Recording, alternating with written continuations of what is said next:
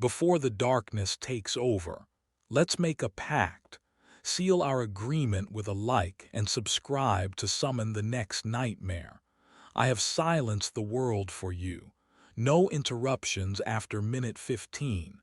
Just you, the rain, and the story. In return, leave a sign of life. Tell me where you are watching from and what time it is in your world. Lock the door, and let's begin.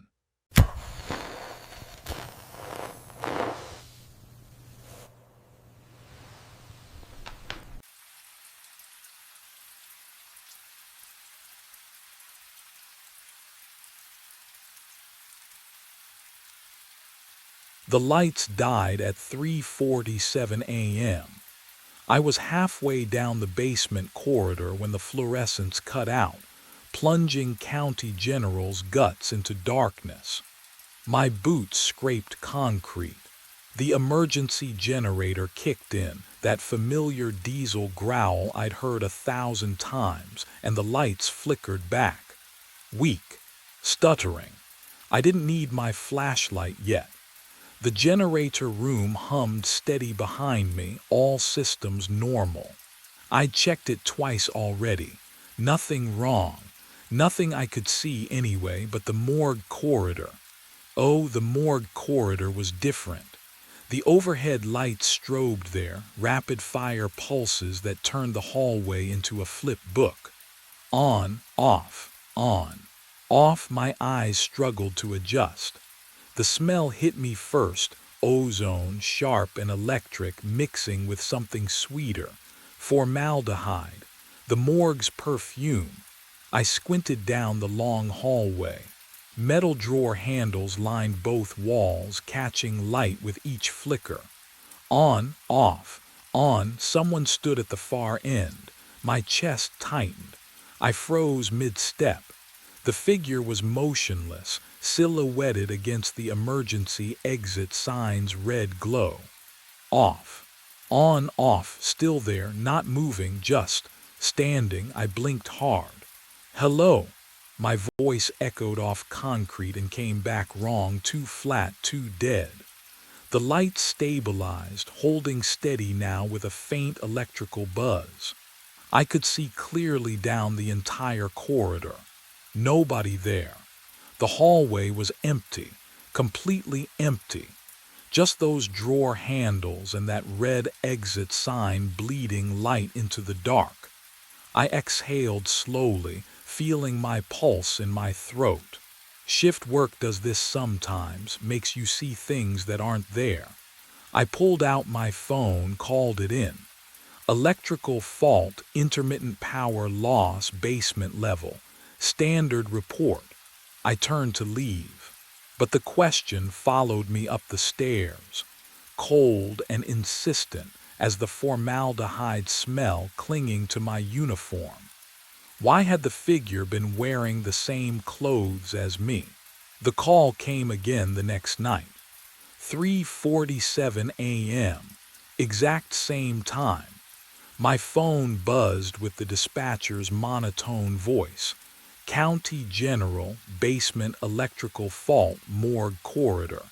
I told myself it was coincidence. Hospitals have electrical problems. Old buildings, bad wiring. Nothing strange about getting called back, but I brought my heavy flashlight this time. The generator room looked identical, humming machinery, that persistent ozone smell hanging in the stale air. I walked toward the morgue corridor and the lights began their rapid strobing pulse. My thumb found the flashlight switch. The figure stood at the hallway's end. This time, oh, this time I saw everything. The strobing lights froze him in snapshots, each flash revealing more detail. He held a red metal toolbox. My model. The exact dents in the corners matched mine. And on his chest, a badge glinted under the emergency exit sign. I squinted. The name was mine, Marcus Levy, maintenance. My breath caught. The cold down here suddenly felt wrong, too deep, like it was seeping through my skin into my bones. The lights stabilized with an electric click. Empty hallway. Just concrete and shadows. But there, dead center in the corridor, perfectly aligned with the floor tiles, sat my toolbox. The red paint gleamed under the fluorescent lights. I looked down at my right hand. Empty. I'd been carrying it when I entered. I know I had. The weight of it, the familiar worn handle. I never set it down. Would you remember putting something down? Could you forget in just seconds? I walked forward, each footstep echoing too loud. The toolbox sat there, impossibly centered, like someone had measured the exact middle of the hallway and placed it with surgical precision. I reached for the handle. The metal was ice cold, and that's when I heard the scraping sound behind me, coming from inside the morgue. My hands shook as I knelt beside the toolbox. The latches clicked open, metal so cold it burned my fingertips. Inside, nestled between the screwdrivers and wire strippers I'd used for 20 years, lay a single hospital toe tag. White plastic, black ink, my full name printed in block letters, Marcus David Levy. I lifted it, and my breath stopped. Today's date, December 17th. Time of death, 4:15 a.m. My watch read 4:09, 6 minutes. What would you do?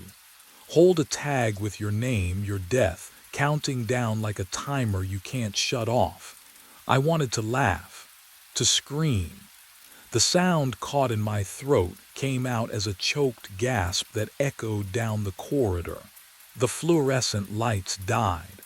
Total darkness swallowed the hallway, so complete I couldn't see my hands in front of my face. The generator hum continued, steady as a heartbeat, but no power reached the lights. I fumbled for my flashlight, dropped it, heard it clatter against concrete. Behind me, metal scraped against metal, slow, deliberate. The sound of a drawer sliding open on ancient rails. My fingers found the flashlight. I pressed the button, nothing, pressed again. The beam flickered once, twice, then held. I wasn't in the hallway anymore. I stood inside the morgue. The walls surrounded me, lined floor to ceiling with metal drawers.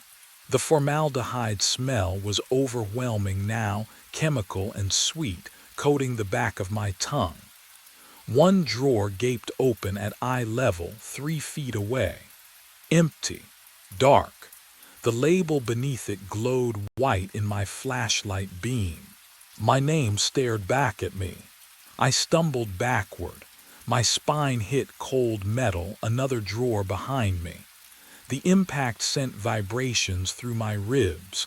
I couldn't breathe, couldn't think. The label on the open drawer at eye level was crisp, white, unmistakable, Marcus Levy. No, I ran. My boots hammered concrete. The formaldehyde stench clung to my throat as I sprinted toward the double doors. Behind me, nothing moved. No footsteps followed. Just the steady hum of the generator vibrating through the walls. I grabbed the door handle, twisted hard, locked. I yanked again. The metal wouldn't give. My shoulder rammed the door. Pain exploded through my collarbone, but the exit didn't budge. Hey, my voice bounced off tile and steel. Someone lock me in here, silence answered. What would you do, trapped in a morgue with your name on a drawer? My hands shook as I pulled out my phone. The screen glowed blue in the darkness. 3:47 a.m. I stared at the numbers. That wasn't right. My watch had shown 4:09 just minutes ago. 6 minutes until the time on the toe tag.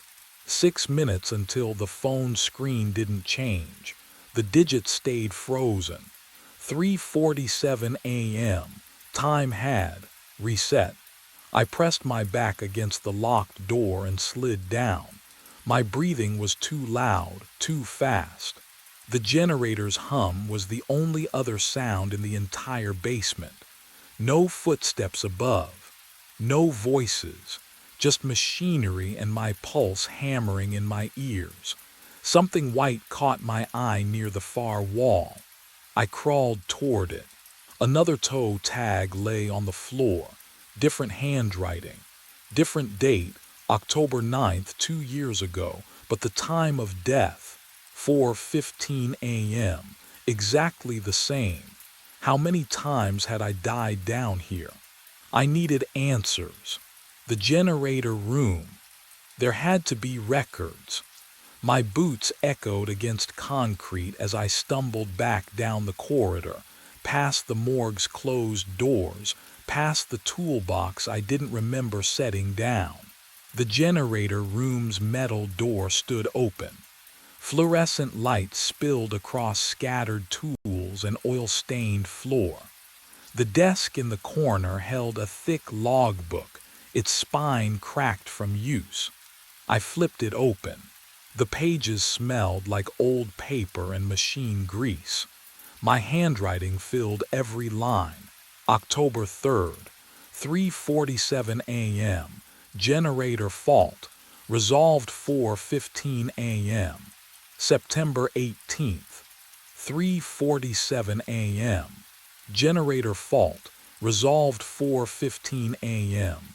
July 9th, 3:47 a.m. Generator fault. Resolved 4:15 a.m. The dates went back and back.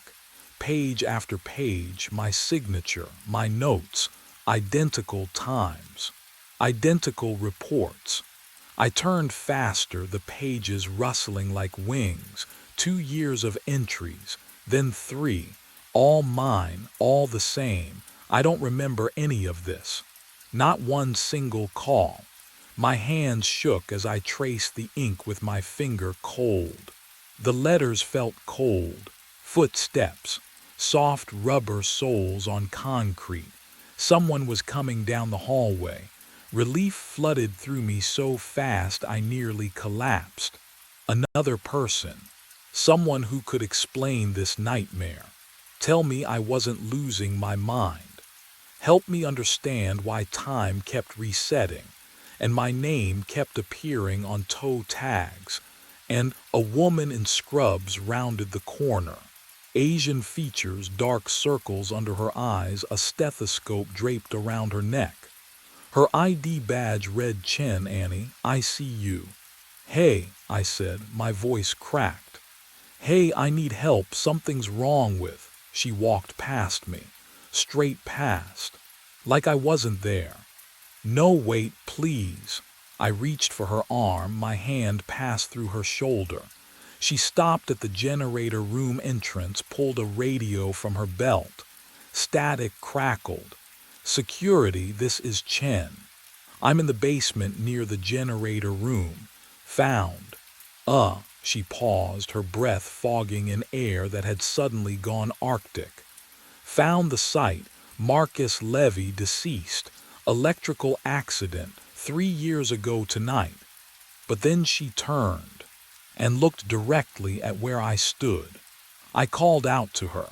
My voice cracked on her name. Annie turned toward the stairwell door, radio still crackling against her hip.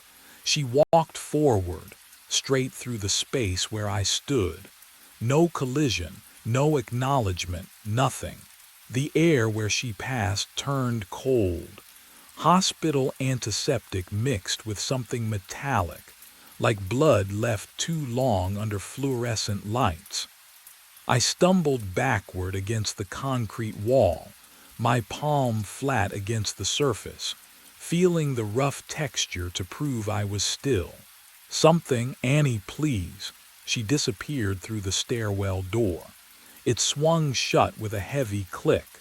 I followed. The stairs echoed with my footsteps. At least I still made sound. The fluorescents overhead hummed their constant electrical drone, and somewhere above, a ventilation system wheezed stale air through metal ducts. I climbed 2 flights, 3. My legs didn't tire, they should have. I'd always hated these stairs. 4th floor. ICU wing. The doors opened to absolute stillness. Every clock on the wall read 3:47. The second hands didn't move. A medication cart sat abandoned mid-hallway, one wheel still raised as if someone had been pushing it and simply stopped.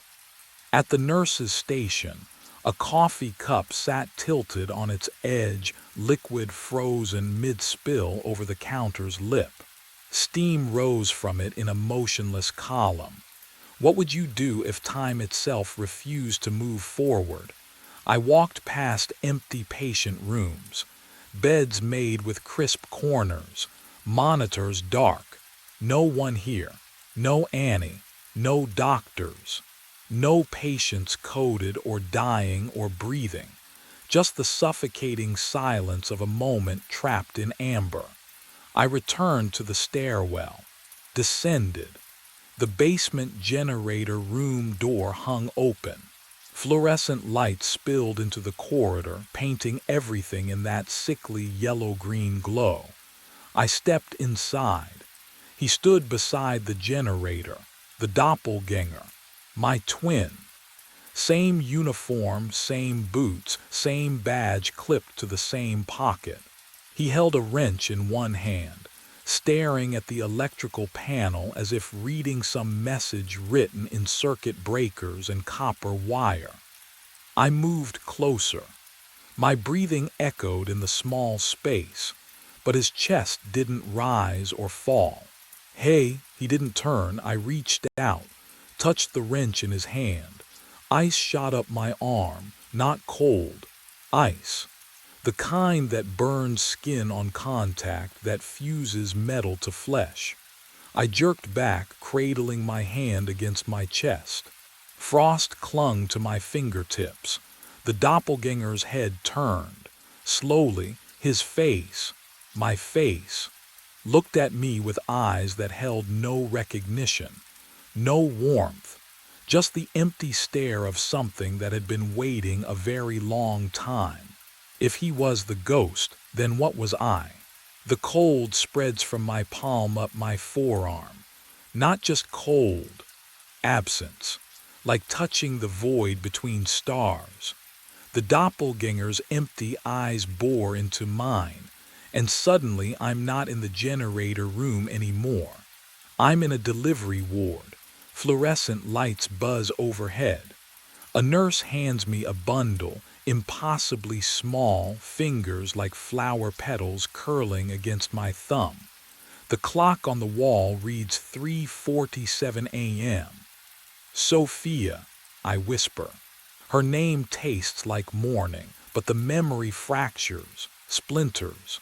She's 7 years old now, hospital bed. Monitors beeping steady rhythms around her small frame. Pneumonia, they said. Routine, they said. I kiss her forehead before my shift. I'll be right downstairs, baby, just fixing a few things. The generator hum drags me forward through time. 3 years ago, this basement, my phone vibrating against my hip, Frank's voice crackling through, power fluctuation on 4th floor ICU. They need you now. I remember checking the electrical panel. Just one more connection. 5 more minutes to stabilize the grid. Then the intercom, a nurse's voice urgent. Code blue, ICU bed 7, code blue. Bed 7, Sophia's bed. I remember my hand hovering over the breaker. The hospital needed power. The ICU needed power. She needed. Oh God, the ozone smell is sharper now, mixed with the phantom scent of antiseptic and fierce sweat. I tried to bypass the damaged circuit. Faster. My hands shaking, stripping wires, twisting connections. 4:14 a.m. The breaker sparked. Electricity doesn't care about intention. It found the path through my wet gloves, through my chest, stopping my heart at exactly 4:15 a.m. The same minute the monitors upstairs went silent. I never left this basement, never held her hand, never said goodbye. The doppelganger still stares, wrench raised, frozen in the same task I died performing. And I finally understand what I've been doing every night since. The cold left my hand burning, but the memories, they stayed. I staggered backward, breath coming in shallow gasps. The doppelganger stood motionless beside the generator, tools still gripped in pale fingers.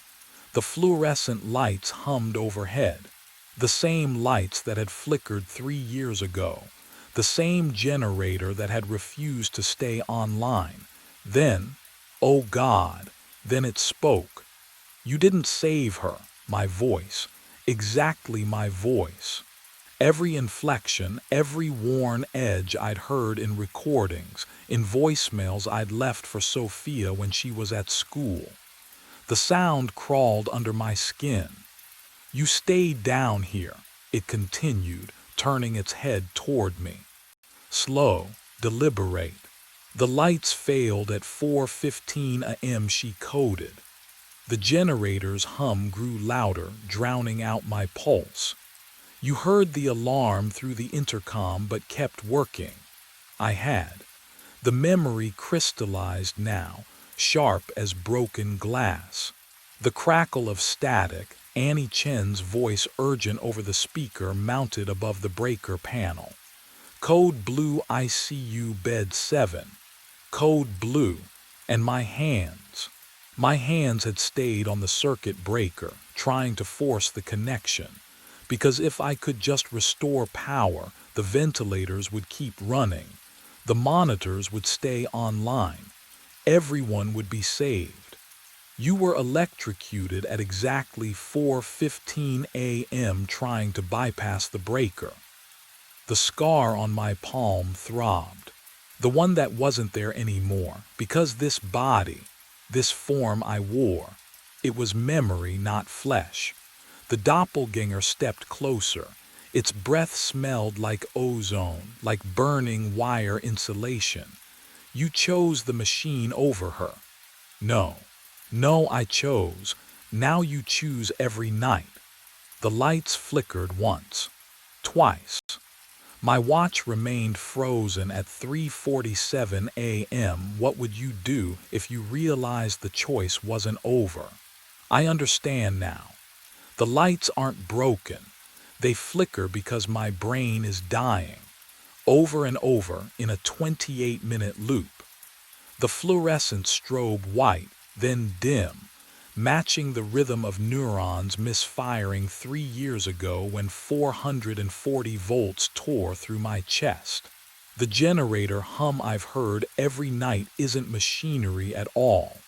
It's the electrical buzz of my last moment, replaying endlessly in whatever passes for my consciousness now.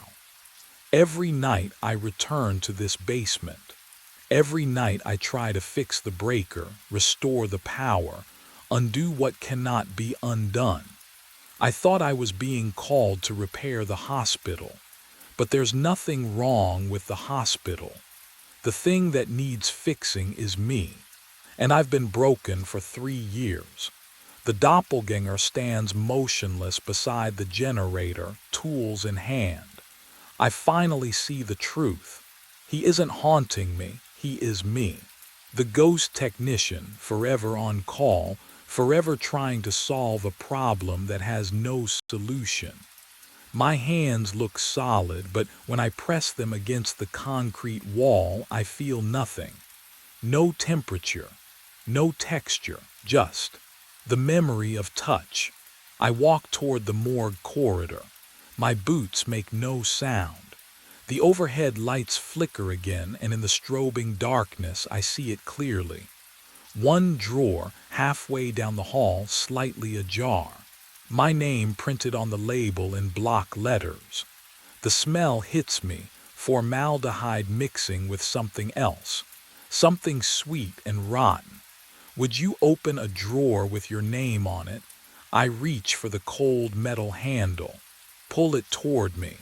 The rollers glide smooth, silent. And there I am. The corpse wore my wedding ring.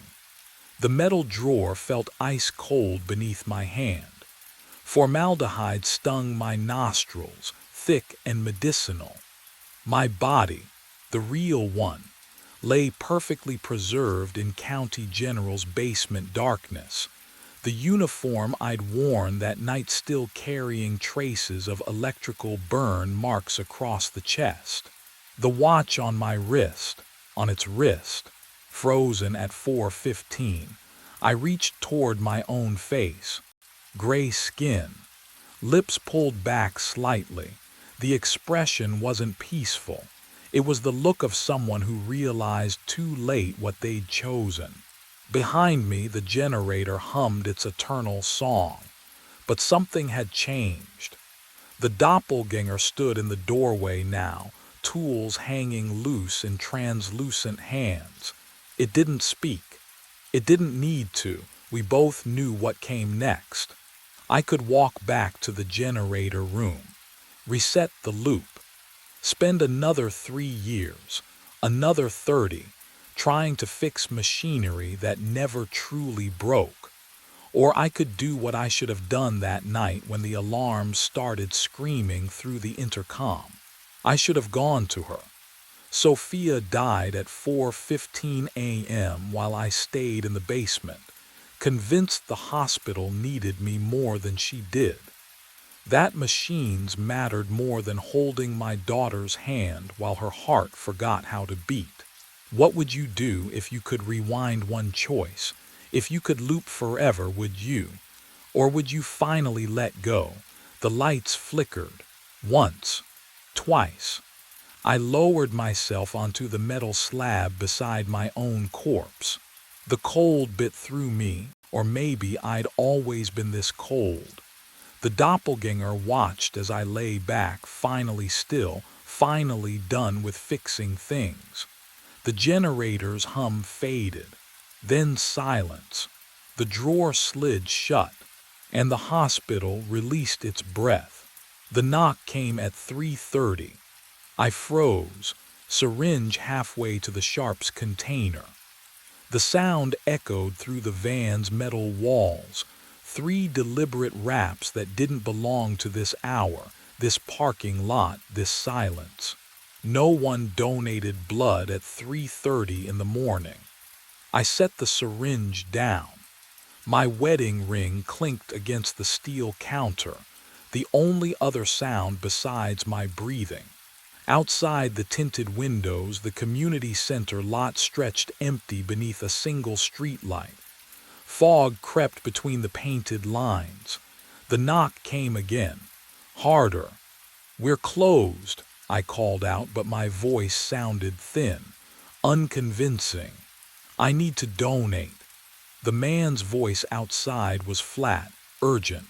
"Right now." I glanced at the door release. Protocol said never open after hours, but something in his tone, desperation maybe, or fear. I knew that frequency too well lately. The antiseptic smell in the van suddenly seemed stronger, cut with something metallic and wrong. I opened the door. He stood in the amber wash of the streetlight, wearing a jacket identical to mine, down to the blood bank logo on the chest. His face, oh God. "Come in," I heard myself say, stepping back. What else could I do? He climbed inside, moving stiffly, and sat in the donation chair without being asked. Up close, his skin looked waxy, pale in a way that went beyond tired. "I'll need to check your vitals first," I said, reaching for the blood pressure cuff. "Don't bother." but he extended his arm anyway. I wrapped the cuff around his bicep, pumped it tight, watched the gauge. Nothing. I pressed 2 fingers to his wrist, waited, moved them to his neck. No pulse, no heartbeat, just cold skin that felt like Steven, he said. I stepped back. How do you know because I'm you. He looked up and his eyes were mine, hollow, exhausted. I died 3 months ago at 3:34, right here. He pointed at the floor, at the dark stain I could never scrub clean. And in 4 minutes, you will too. The first spike of pain hit my chest like a fist. My mind raced back to the beginning. 3 months earlier, when I thought this job would save me. The overnight shift, 2 in the morning to 6. Walter Rhodes offered it during my interview, his eyes lingering on the pale band where Jennifer's wedding ring used to press against my finger. Most guys can't handle the isolation, he said, but you look like you need it. He was right. I took the wedding ring from my nightstand before my first shift, slipped it back on. The metal felt cold, unfamiliar, like wearing someone else's bones, but I couldn't let it go. Wouldn't. What would you do if everything you built just dissolved? If she walked away and you still couldn't stop hoping? The community center parking lot became my sanctuary. I'd arrive at 2, unlock the van, let the door's hydraulic hiss swallow the silence. Inside smelled like antiseptic and something else. Metal, old metal, the kind of scent that sticks to the back of your throat. The routine calmed me. Check supplies, calibrate equipment, wipe down surfaces. No one calling my name, no one asking where I'd been. Just me and the hum of refrigeration units keeping blood cold. I noticed the stain my second night, dark, irregular, near the donation chair's base. I scrubbed it with bleach. It lightened but never disappeared. The fibers had absorbed something deep. I scrubbed again the next night and the next. Walter saw me once, shook his head. Don't bother, he said. That's been there since before you. I asked what caused it. He walked away without answering. The isolation wrapped around me like fog. I wanted it, craved it. Out here, I didn't have to explain why I still wore the ring or why Jennifer's number stayed in my phone, unblocked, waiting. But some stains don't just mark the floor. They mark what's coming. The pain hit at 3:34, not the dull ache I'd carried for weeks. This was a fist closing around my heart, squeezing until my ribs bent inward. I doubled over near the donation chair, gasping. The antiseptic smell turned sharp and metallic in my nostrils. My wedding ring felt suddenly tight, cutting circulation. Have you ever felt your body betray you? That instant when you realize something fundamental has broken. I tried to reach for my phone. My arm wouldn't obey. The fluorescent lights above started flickering. No, that was my vision pulsing with each failed heartbeat. I stumbled backward and my knees buckled. The floor came up fast. Cold linoleum against my cheek. My mouth filled with the taste of copper, thick and wet. I couldn't swallow, couldn't breathe. My eyes fixed on that dark stain I'd scrubbed for hours, the one Walter wouldn't explain. I was lying in it now, exactly in it, my vision tunneled. The edges went gray, then black, closing in like a camera iris. My heartbeat slowed, each pulse further apart than the last. I heard myself make a sound, half gasp, half whimper, and felt ashamed even as I died. Then nothing. Silence. Cold. The absence of everything. But death wasn't supposed to have sounded, my alarm shrieked. That familiar, hateful beep from my truck dashboard. I jerked upright, breath tearing into my lungs. My hands gripped the steering wheel. The community center parking lot stretched ahead, empty under the single street light. The dashboard clock glowed, 2:03 a.m. I looked down at my chest. No pain, no blood. My wedding ring sat loose on my finger again. Through the windshield, the blood donation van waited in its usual spot. The door hung slightly ajar, exactly as I'd left it, or would leave it, or had just died inside it. My hands were shaking, but something else was wrong. When I exhaled, my breath didn't fog the cold air, and I could already feel the weight of routine pulling me toward the van door, like I'd done this 1,000 times before. I didn't go back the next night. Called Walter at 1:58 in the morning, voice steady, told him I had food poisoning. He grunted, hung up. Simple. I stayed in my apartment, lights on, coffee brewing, waiting for 3:30 to pass without incident. The knock came anyway. 3 metallic raps on my apartment door. Not the van's sliding panel, but my own front door, 6 miles away from the community center parking lot. My coffee mug slipped. Hot liquid splashed across my wrist, but I felt nothing. No heat, no pain. I opened the door.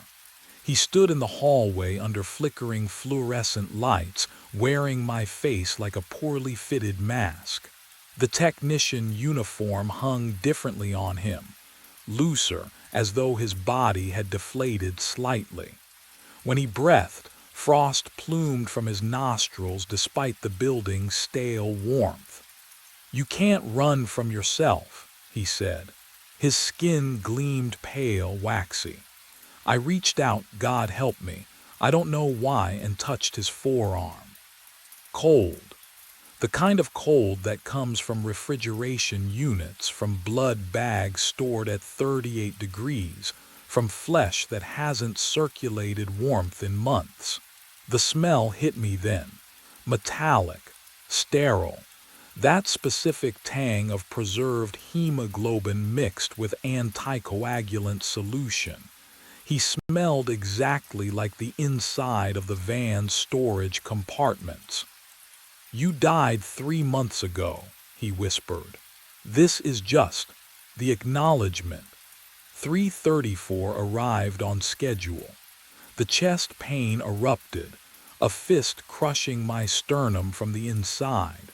I collapsed against the doorframe, tasting copper flooding my throat, watching my doppelganger's expression shift into something almost pitying. My vision tunneled. Darkness crept in from the edges. The alarm woke me at 2:03 in my truck, parked outside the community center, the van waiting ahead in its usual spot. What would you do if death remembered your address? The truck's steering wheel dug into my ribs. I jerked upright, tasting exhaust and night air. 2:03 a.m. on the dash. My apartment was 6 miles away. But here I sat, parked beside the community center. The van hulked under the single streetlight, waiting like it always did. I pressed my palm against my chest, heartbeat steady, real, for now. The routine felt like drowning in slow motion. I unlocked the van doors, flipped the interior lights, checked the refrigeration units, all humming their metallic song. The dark stain on the floor had spread slightly, I was certain of it, wider at the edges. I avoided stepping on it while organizing donation kits, my wedding ring catching the fluorescent glow as I worked. 3 a.m. arrived with fog rolling through the parking lot. It pooled against the van's tires, thick and cold. I sat in the donation chair, watching condensation bead on the windows. My breath came shallow, controlled. At 3:15, I wondered if anyone would miss me if I simply ceased. Jennifer had already left. Walter barely knew me beyond paperwork and shift rotations. Would you keep showing up, knowing what waited at 3:34? 3:30 arrived without the knock. I almost laughed, a bitter, choking sound. Maybe tonight would be different. Maybe the loop had released me. I checked vitals on the monitor, my own pulse climbing. 100, 110. The copper taste crept onto my tongue unbidden. 3:34. The pressure struck my sternum like a hammer. I collapsed against the cabinet, supplies scattering. My vision tunneled. Blackness swarmed. The smell of refrigerated blood filled my lungs as I gasped. Alive. 3:35 a.m. I shouldn't be conscious. I crawled to the van door, shoved it open. The fog had thickened, but two figures stood at the parking lot's edge, perfectly still. Both wore my face, my clothes. One's head tilted at an angle just slightly wrong, mechanical and delayed. The original me watched from the shadows between them, observing my slow understanding. Each death hadn't erased me. It had doubled me, and I just died twice. I broke in at 2:15. The alarm rang at 2. I drove to headquarters instead. My hands shook on the steering wheel, but I couldn't stay ignorant anymore. Not after seeing myself multiplied in the fog, not after dying twice. If this curse had rules, someone knew them. The blood bank building stood dark against the October sky, fluorescent safety lights humming behind tinted glass. I used my access card. It still worked. The door clicked open with a sound like cracking ice. Inside, the air smelled wrong, recycled and cold, with an undertone of copper I couldn't place. My footsteps echoed on linoleum floors. Every sound felt amplified in the silence. The buzz of lights overhead, the distant hum of refrigeration units, my own shallow breathing. Walter Rhodes' office was locked. I jimmied it open with a screwdriver from my truck, metal scraping against metal until the bolt gave way. The noise made my teeth ache. His desk was pristine, too pristine, but the filing cabinet behind it, that's where I found them. Employee incident reports, dozens of them. I spread them across the desk under the desk lamp's yellow glow, fingers trembling as I read dates and times and causes of death. Marcus Brennan, cardiac arrest, 3:44 a.m., van number 7. I blinked. 3:44. No, I leaned closer. The ink was darker there, written over something else. I tilted the paper under the light. 3:34 a.m. Someone had changed it. My pulse hammered. I grabbed another file. Teresa Nguyen, cardiac arrest. 3:47 a.m. Also altered. The original time bled through the correction fluid like a ghost. 3:34. Can you imagine finding your own death, pre-written, covered up? I grabbed another file. And another. 8 technicians total over 3 months. All cardiac arrest. All in the van. All at 3:34 in the morning, their deaths clumsily disguised with different times. Then I saw the employee photos paperclipped to each report. Different faces, different ages, different skin tones and hairstyles and bone structures, but the eyes, oh God, the eyes were identical. My eyes. staring back at me from 8 strangers' faces, the same shade of gray-green, the same slight asymmetry in the left pupil. The desk lamp flickered. Once. Twice. In the window's reflection behind me, someone wearing a blood technician uniform stood in the doorway, and he was smiling with my mouth.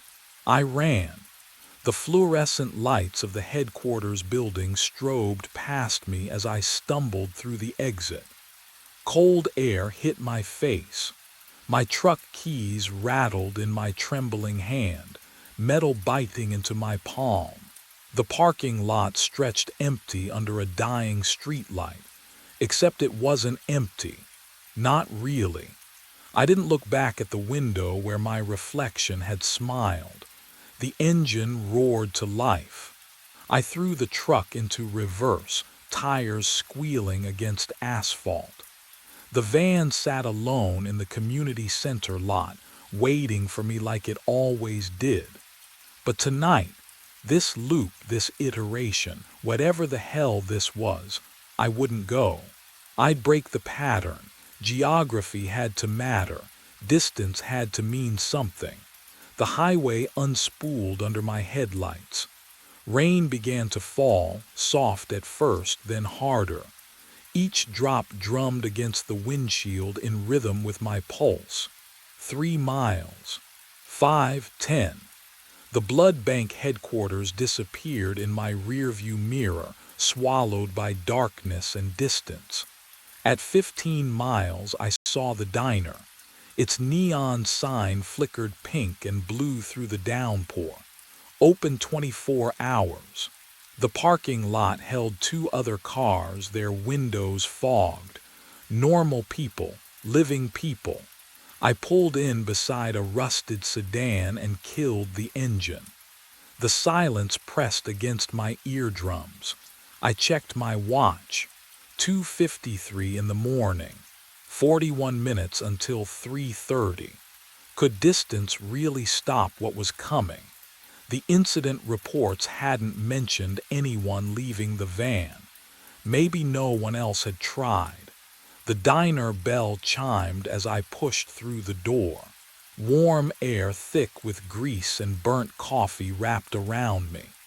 A waitress looked up from behind the counter, her eyes tired but human. No gray-green, no recognition, just a stranger seeing another stranger. I slid into a corner booth, vinyl cold against my back. The window beside me reflected the empty parking lot, rain streaking down the glass. My own face stared back, hollow-eyed, unshaven. Just me. Only me. Coffee, the waitress appeared, pot in hand. Please, she poured. Steam rose from the mug, carrying that bitter, over-roasted smell. I wrapped both hands around the ceramic, letting the heat seep into my skin. My wedding ring clinked against the rim. Have you ever run from something you knew would find you anyway? The diner hummed with artificial normalcy. A cook scraped a griddle in the kitchen. The coffee pot hissed on its burner. Rain tapped its endless rhythm, but underneath I felt it, that familiar weight. The certainty of 3:34 approaching like a train on fixed tracks. I sipped the coffee. It tasted metallic. Wrong, 3:14. The other customers had left without me noticing. The waitress wiped down the counter, her back to me. The fluorescent lights buzzed overhead, their frequency just slightly off, creating a pressure behind my eyes. I shouldn't have been able to smell antiseptic. Not here. Not 15 miles from the van. But I did. Clean. Chemical. Sharp enough to cut through the grease and coffee. The scent of refrigerated blood, of sterile medical equipment, of that cramped van interior I'd tried to escape. It had followed me, or, oh God, or I'd brought it with me, in my clothes, in my skin, in whatever part of me was already dead, 3:26. My hand started to shake. Coffee sloshed over the rim, scalding my thumb. I set the mug down carefully, watching the dark liquid ripple in concentric circles. The surface reflected the overhead light, just the light, nothing else. The rain stopped, all at once, mid-drumbeat. The sudden silence felt like pressure change before a storm, that hollow quiet that makes your ears ache. I looked out the window. The parking lot glistened under the street light, puddles perfectly still. 3:29. The waitress had vanished. The kitchen sounds had ceased. I was alone in the diner, surrounded by empty booths and the smell of something that shouldn't be there. My breath fogged the window glass. Then I noticed the coffee. Steam no longer rose from the mug. I touched the ceramic, ice cold. In the span of seconds it had frozen, not literally, but the heat had been sucked out of it like warmth fleeing a corpse. 3:30. In the window's reflection, behind my own pale face, a figure stood in the parking lot. He wore a blood technician's uniform. His hair matched mine, every strand. His posture mirrored the way I held my shoulders, the slight favor of my left side from an old injury. He didn't move, didn't blink, just watched me through the glass with eyes that caught the diner's light wrong, reflecting it back too bright, too gray-green. I spun around. The parking lot was empty, but when I turned back to the window, there he was, closer now, 5 feet from the glass. Water dripped from his uniform even though the rain had stopped. His mouth moved, forming words I couldn't hear. The same words from 3 months of loops. You're already dead. My chest tightened. Oh no, no, no, no, not here. Geography was supposed to matter. Distance was supposed to. The pain struck at exactly 3:34. A fist clenched around my heart, squeezed. I gasped, groping for the table edge, but my hands wouldn't obey. The mug crashed to the floor. Brown liquid spread across white tiles, reaching toward my knees as I collapsed. The vinyl booth seat scraped against my cheek. Cold. Everything so cold. Copper flooded my mouth. My vision tunneled, the diner lights dimming to pinpoints. Through the window, the figure smiled.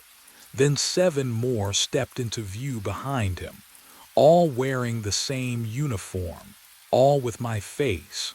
They formed a semicircle around the diner, watching, waiting, bearing witness to the same death they'd each experienced in sequence. My lungs seized. My heart stuttered. The tiles pressed against my spine, and somewhere in my fading consciousness, I noticed the floor beneath me wasn't quite clean. There was a stain, faint, barely visible, shaped exactly like a body. My body. The waitress would find me at dawn. But what she'd discover scattered across the diner booths would make her question everything she thought she knew about working the graveyard shift. The alarm rang at 2 a.m.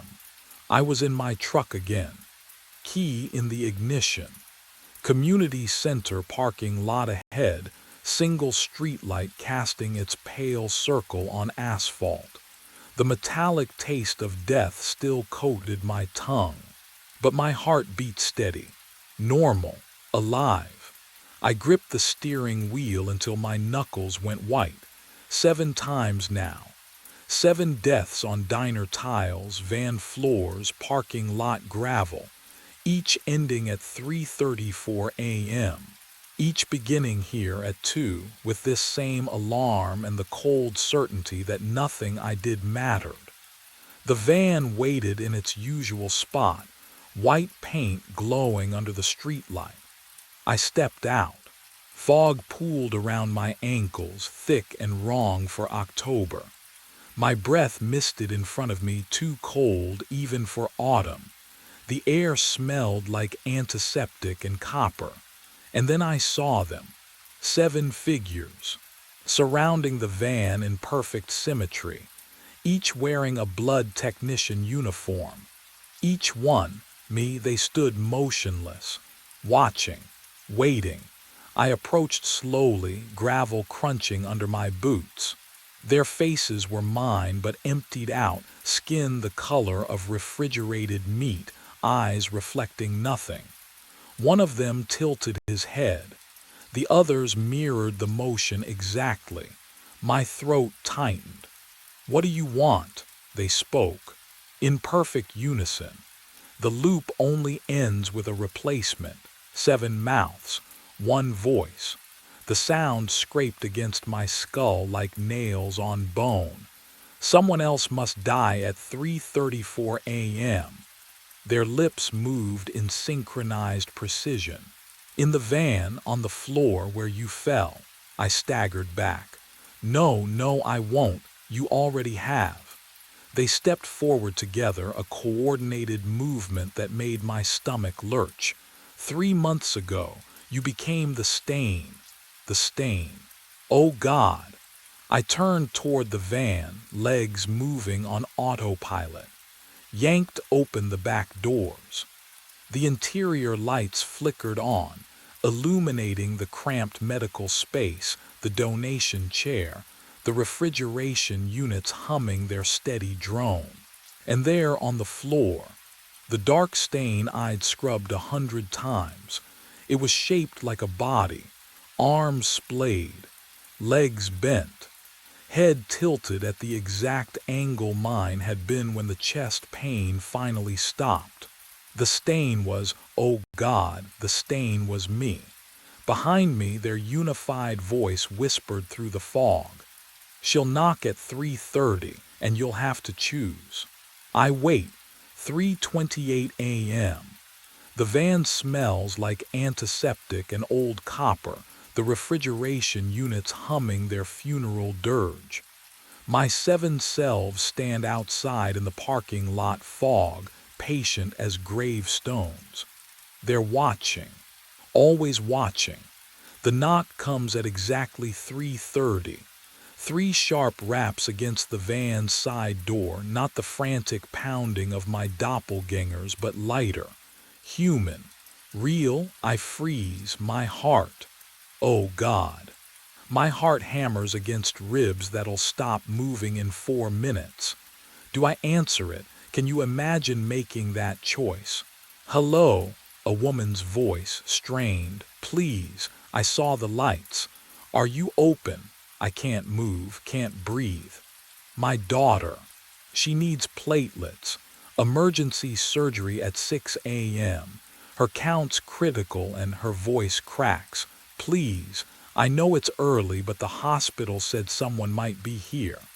My hand touches the door handle. The metal feels wrong, too warm.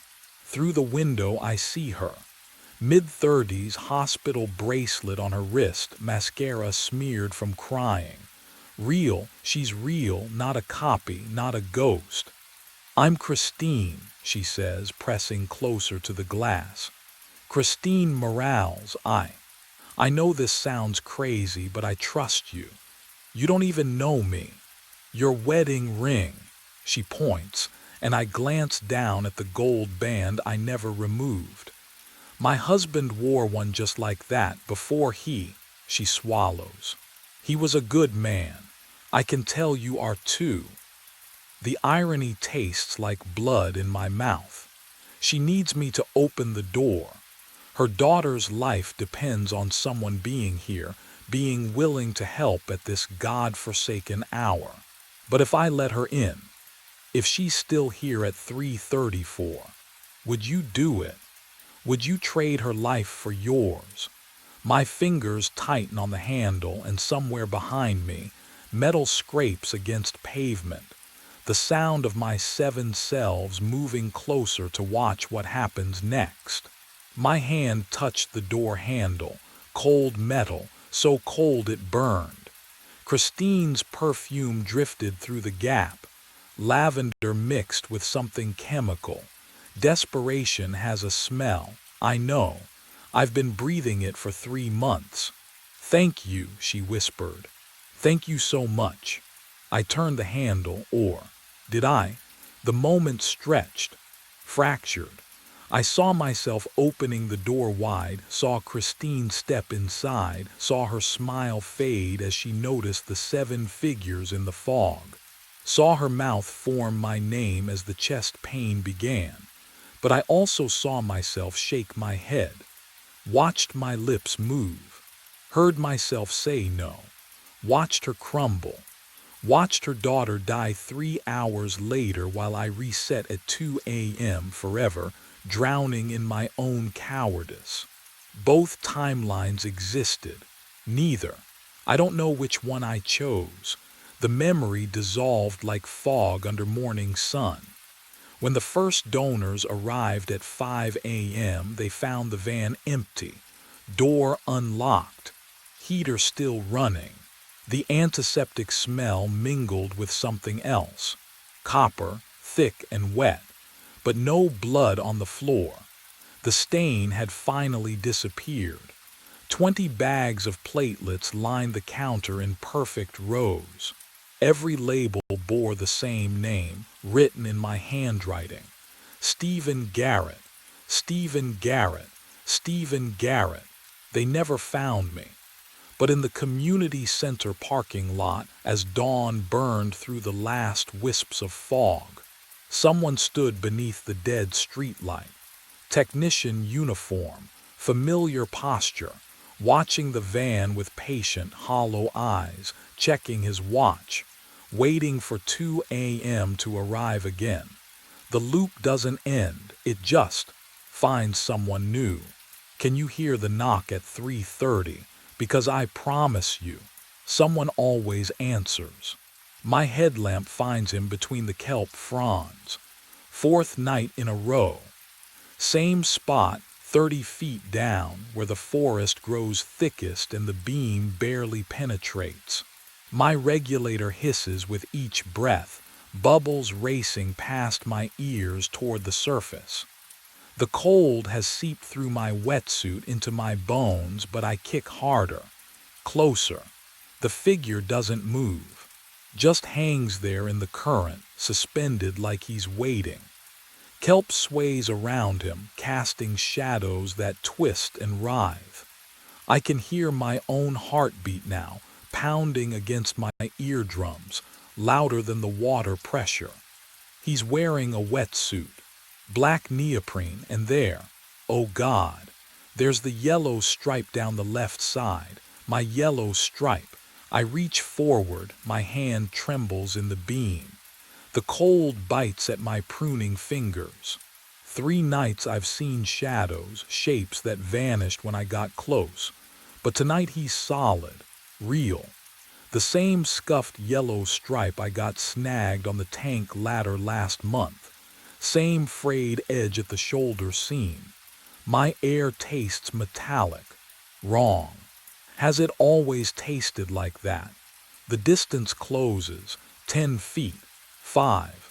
I can see his tank now, the gauge, the regulator hose. My breath comes faster, sucking hard against the mouthpiece. What would you do? Turn back. Pretend you didn't see. I can't. I reach out. My fingertips brush the fabric of his suit, cold, slick, real. He turns. The movement is slow, deliberate. His mask catches the light, and behind the glass, my own face stares back, eyes wide, mouth open in a silent scream around the regulator. My face, my terror. And his hand shoots forward, grabbing my wrist with a grip that shouldn't exist underwater. 3 nights before that moment, I had just thought it was kelp. The water pressed against my wetsuit at 1:15 a.m., 200,000 gallons of darkness above and around me. My headlamp cut a narrow cone through the gloom. Sand tiger sharks drifted past like pale ghosts, their mouths hanging open in permanent grimaces. Kauno's rays rippled along the bottom. I was alone with them, the way I preferred it. My scrub pad rasped against the acrylic viewing panel. Green algae came off in cloudy wisps, back and forth, methodical. Bubbles rose from my regulator in steady streams, the only sound besides the blood pulsing in my ears. The water was cold enough that I felt it through the neoprene, a constant pressure reminding me I didn't belong here. But I did belong here. I'd done this shift 4 nights a week for how long now? The routine settled my mind. No colleagues, no small talk, just me and the work and 30 feet of water. Andy had asked if I wanted a dive partner for the overnight maintenance. I'd refused. The kelp forest swayed in the artificial current, long brown ribbons anchored to the fake rock formations. I kicked toward the far panel, my fins stirring up fine sand.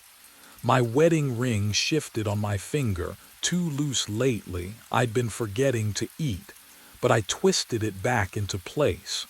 Focus on the job. That's when I saw it. Movement. Between the kelp stalks, not the lazy drift of the current, but something vertical, human-shaped. I stopped scrubbing. My breath came faster, bubbles accelerating past my mask. The kelp blocked my view, thick as a curtain. I squeezed the scrub pad, probably just a sand tiger circling back. Their bodies could look almost upright when they banked, but sand tigers didn't hold still like that. The shadow, if that's what it was, hung suspended about 20 feet away, deeper in the forest. Not moving, not drifting, just there. I checked my depth gauge, 29 feet, plenty of air. No reason for my heart to be hammering like this. Would you swim toward it? If you saw something that didn't belong, I did. I released the scrub pad and let it sink, tethered to my belt by its cord. My fins pushed me forward. Slow kicks. Calm, professional. The kelp parted around me, slick and cold against my gloves. My headlamp beam swept left, right, cutting through the murk. The shadow was gone. I hovered there, finning in place, scanning the forest. Kelp swayed, current flowed. A ray buried itself in the sand below, sending up a small cloud. Nothing else moved, just kelp, just the current playing tricks with the light. I exhaled slowly, watching the bubbles spiral upward. Nitrogen narcosis could start at depths shallower than this if you were tired enough. Wasn't I tired? I'd been picking up extra shifts, sleeping poorly. My wife had mentioned it. When? Last week. Maybe. I retrieved my scrub pad and returned to the panel. Back and forth, methodical, but I kept glancing over my shoulder into the kelp forest. The water felt colder now. Had it always been this cold? And somewhere in the back of my mind, so faint I almost didn't notice, I wondered why my air tasted different tonight. Slightly metallic, like rust dissolving on my tongue. But I had 3 panels left to scrub, and I'd never left a shift unfinished. The metallic taste wouldn't leave. 24 hours later, I descended again, and it was already there, coating my tongue like old pennies. The shadow appeared before I even reached the kelp forest. Closer this time. Maybe 15 feet away. I froze mid-kick, regulator tight between my teeth. The figure hung suspended in the current, arms at its sides, wetsuit black against the darker water. My headlamp beam couldn't quite reach it. Then it moved, not swimming, just drifting backward into the vegetation. I chased it. Had to. The kelp wrapped around my wrists as I pushed through, rubbery stalks cold even through my gloves. My wedding ring caught on a blade, twisted, and slipped. No, I lunged for it, but gold doesn't float. It tumbled end over end, glinting once, twice, then disappeared into the sand below. Gone just like that. My chest tightened, not from the depth, but from knowing I'd have to explain this. Again. The ring had been loose for months.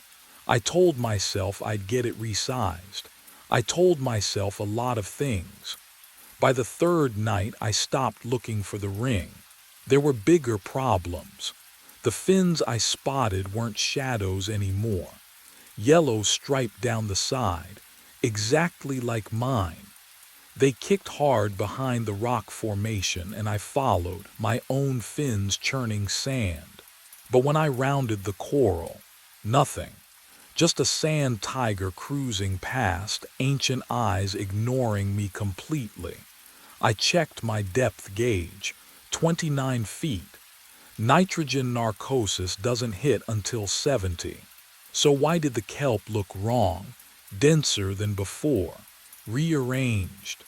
Like someone had redecorated while I wasn't watching. The metallic taste intensified, rust and copper flooding my mouth with every breath. And when I looked down at the sand where my ring had fallen, there were 3 more beside it. We hung there in the kelp, face to face, my own eyes staring back at me through scratched plexiglass. The other Trevor raised his arm slowly, deliberately, and pointed at my chest. I looked down at my air gauge. The needle sat buried in the red zone. Empty, completely empty. But my lungs filled easily with each breath, that same metallic taste coating my tongue. No resistance. No warning rasp of a starving regulator. I breathed in again, deeper this time, testing it. The air came smooth and cold. I tapped my gauge with one gloved finger. The needle didn't move, still red, still empty. When I looked up, the doppelganger was shaking his head, frantic. He jabbed his finger upward toward the surface, then pointed at me again. At my tank, at my gauge. My computer display glowed against my wrist. 20 minutes of bottom time remaining. 20 minutes of air that shouldn't exist. What would you do? Trust the gauge or trust your lungs? The other Trevor's movements became wild, desperate. He grabbed at my shoulder, tried to turn me toward the surface. His grip felt real, cold neoprene against cold neoprene. I shoved him back. He needed to explain, to tell me what was happening. Instead, oh God, instead he reached up to his own face. His fingers found his regulator, and he pulled it out. The explosion of bubbles hit me like a scream. Silver spheres erupted from his mouth in a churning column, racing toward the surface I couldn't see. His jaw worked open and shut, trying to breathe water. His body convulsed once, then went completely slack. He sank past me into the kelp below, arms floating upward like he was reaching for help that would never come. The yellow stripe on his wetsuit disappeared into the black water beneath the forest. The bubbles stopped, and I realized I hadn't taken a breath in over a minute. I kicked hard, fins churning water into foam. Up, I needed up. Away from the body sinking into darkness, away from the kelp that suddenly felt too thick, too alive. My regulator hissed in my mouth, each breath tasting like copper and salt and something else, something wrong. The surface shimmered above me, 20 feet, 15. I didn't stop to decompress. Didn't care about nitrogen bubbles forming in my blood. My limbs burned as I clawed through the water, watching that silver membrane grow closer. 10 feet. The kelp brushed my ankle and I thrashed away from it, heart hammering against my ribs. Or was it hammering? I pressed my palm to my chest.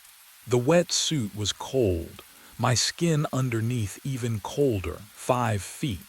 I burst through the surface with a gasp except, oh God, I hadn't been holding my breath. The air in my lungs was already there, stale, recycled. Trevor, hands grabbed my BCD, hauling me toward the metal platform. The grating scraped against my knees as I was dragged from the water. Fluorescent lights blazed overhead, so bright after the darkness that I squeezed my eyes shut. Easy, easy. Phil Vargas's voice. The night security guard. His grip was solid, real. What the hell happened down there? I couldn't answer. My regulator dangled from my mouth, still hissing. I spat it out and sucked in air that tasted like chlorine and rust. Phil crouched beside me, his face creased with concern. He smelled like coffee and cigarettes, normal things, comforting things. You shot up like something was chasing you, he said. Was there? What had I just seen? Footsteps echoed across the platform. Iris Nakamura appeared, medical kit already open in her hands. The on-call aquarium medic. I'd seen her maybe twice in 3 years. Let me check you. She knelt, pressing 2 fingers to my wrist.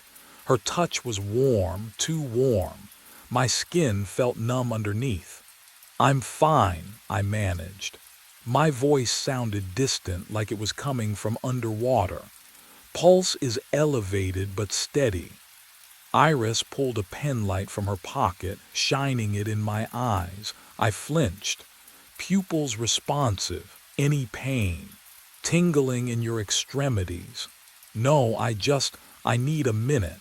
She reached for the dive computer strapped to my wrist. Her frown came slowly, then deepened. She tapped the screen twice, held it up to the light. Trevor, how long were you down there? I blinked at her. What? Your computer, it says. She turned it toward me. The display glowed blue in the harsh fluorescent light.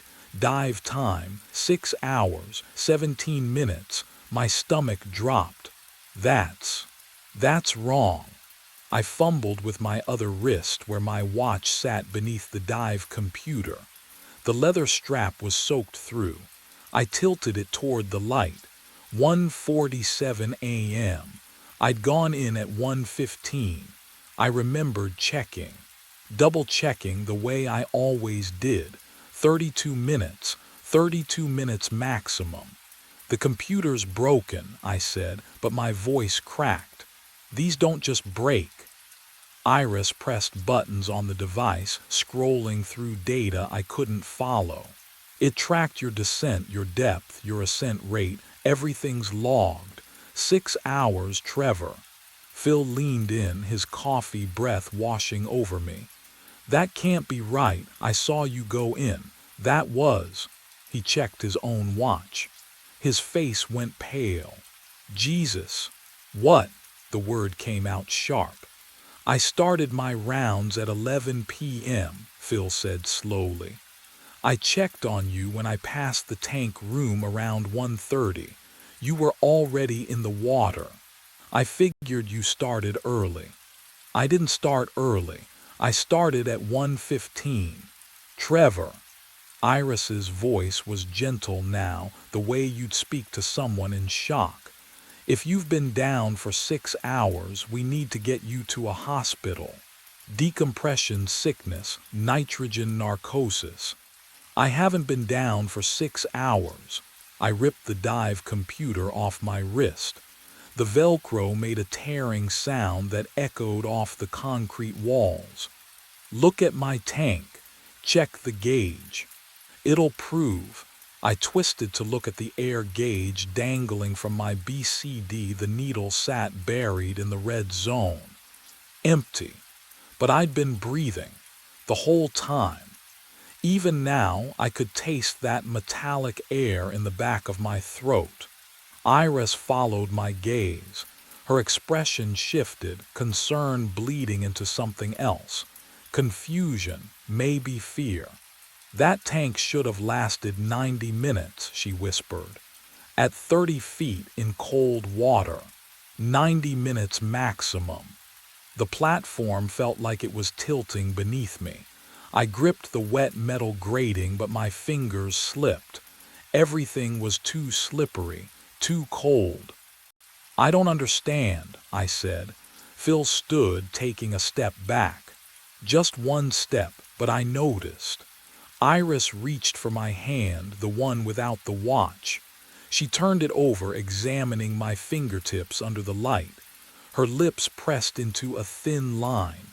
"What?" I pulled my hand back. "What is it?" She didn't answer.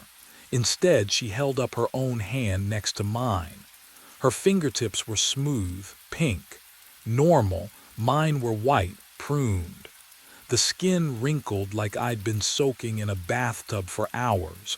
No, not hours. 6 hours and 17 minutes.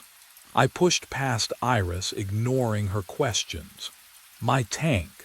I needed to see my tank. The equipment room's fluorescent lights hummed overhead, casting everything in sick yellow. Concrete walls sweating moisture. The chemical smell of compressed air mixed with salt water hit my throat. I found my tank still strapped to the gear rack, valve up, pressure gauge hanging. My hands shook as I turned it. Manufacture date stamped into the metal. March 2019. 6 years old. We replace tanks every 3 years. Protocol, I knew this, I wrote the protocols. Then I saw the sticker. Red, screaming red against the aluminum. Failed inspection, do not use. The adhesive had yellowed at the edges, like it had been there for years. How did I miss it? I always checked my equipment. Always. What kind of diver doesn't check their tank before? The overhead light flickered. In that half-second of darkness, I saw it. Behind the gear rack, a door, narrow, painted the same gray as the walls, almost invisible in the corner shadows. I'd worked here for how long? Can you imagine walking past something every single night and never seeing it? I moved closer. The metal rack scraped against concrete as I pulled it aside, the sound too loud in the enclosed space. My wetsuit still clung to my skin, cold now, clammy. The door had no handle, just a simple push plate. I pressed it. The room beyond smelled wrong. Damp, colder than it should be, and lined against the wall, tanks, 47 of them. I counted twice. Each one had a name tag zip-tied to the valve. Trevor Boswell, Trevor Boswell, Trevor Boswell. Every single one marked with that same red sticker. Every single one failed. And taped to the nearest tank, a handwritten note. The paper trembled in my grip as I leaned closer to read it. I peeled the note from the tank. The paper felt damp, cold. The handwriting was mine. I keep trying different tanks, hoping one will work. I drowned in 2019. You're still drowning. Stop coming back. My fingers went numb. The concrete floor beneath me felt suddenly insubstantial, like I was standing on water pretending to be solid. I read it again. Then again. The words didn't change. What would you do if you found your own handwriting telling you you're already dead? I left the tanks behind, fled, really, and headed to Andy's office. The incident report binder sat on the shelf where it always did. Dust coated the spine. I flipped through pages that smelled like mildew and old coffee. March 23rd, 2019. Maintenance diver found deceased in main exhibit tank. Equipment malfunction. Probable cause. Regulator failure, contaminated air supply. Name redacted per family request. The date blurred. I blinked hard. My employee file was in the cabinet. I'd never looked at it before. Never had reason to. My hands shook as I opened the folder. Hire date, April 9th, 2019. 2 weeks after, and no, that's wrong. I've worked here for years, haven't I? I remember my first day. Don't I? The orientation video. Andy showing me the equipment room. My first solo dive in the memory stuttered like a scratched disc. Started over. Same footage. Same words. Oh God, I pressed my palm against the wall. It felt wet. Everything felt wet. My shirt clung to my skin, cold and heavy. How long had it been damp? Since I surfaced tonight. Since yesterday. Since. But I realized something far worse as I stood there, water dripping from my hair onto the incident report. My skin feels wrong. Not cold, not wet. Wrong. Like fabric soaked too long, fibers swelling beyond their natural shape. I press my thumb against my forearm. The flesh gives too easily, holds the indentation. Water. Waterlogged. The word surfaces from nowhere, and I know it's true. I'm standing in the equipment room. The fluorescent lights hum overhead. But that metallic taste, I've been tasting it since I came up. Since Phil pulled me onto the platform. Since Iris checked my dive computer and told me I'd been down 6 hours. My shirt clings to my chest. Damp. Still damp. How long ago did I surface? I walk toward the main tank viewing window, legs heavy. The glass stretches floor to ceiling, 30 feet of dark water. Sand tigers drift past like ghosts. My reflection stares back, pale under the blue emergency lights. There's something behind me. In the water, a shape, moving through the kelp. I spin around, nothing, just the glass, just my reflection and the empty corridor behind me. But when I turn back, oh God, there it is again. A figure suspended in the kelp forest exactly where I was working. Same depth, same position, wearing my wetsuit. Can you see what I'm seeing? Would you believe your own eyes? I press my palm against the glass. The cold radiates through, but it's not the cold that makes me pull back. It's the sensation of pressure. 30 feet of pressure, squeezing my sinuses, filling my ears with that muffled, cotton-thick silence. I'm breathing the metallic air, tank air, compressed, recycled, wrong. My clothes haven't dried because the equipment room tilts. No, not the room, my perception. Reality rearranging itself like the kelp forest, denser than it should be, wrong in ways I can't articulate. I never surfaced. The thought arrives fully formed, undeniable. Phil didn't pull me up. Iris didn't check my computer. I'm still at 30 feet, still breathing from a failed tank, still drowning in slow motion, my brain constructing false memories of survival as my cells starve for oxygen. I'm still down there, right now, this very second, and I've been drowning for 6 years. The water never left my lungs. I blink, and I'm back at depth, or maybe I never moved. The equipment room dissolves like ink in water. Cold pressure surrounds me again, 30 feet down. The kelp sways in lazy arcs overhead, thick as a jungle canopy. My regulator hisses with each breath. Metallic. Wrong, but I keep breathing anyway. Movement ahead, the doppelganger swims toward me through the forest, arms outstretched. That same yellow stripe down the wetsuit. But as my headlamp sweeps left, I see another. And another. 6 bodies. They float face down in the kelp like caught fish, suspended by the fronds wrapped around their ankles, their wrists. Same wetsuit on every single one. Same yellow stripe glowing in my light. They drift with the current. Gentle, almost peaceful.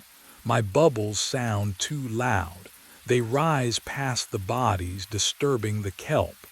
One of the bodies twitches. Oh God, its head lifts, slow, mechanical.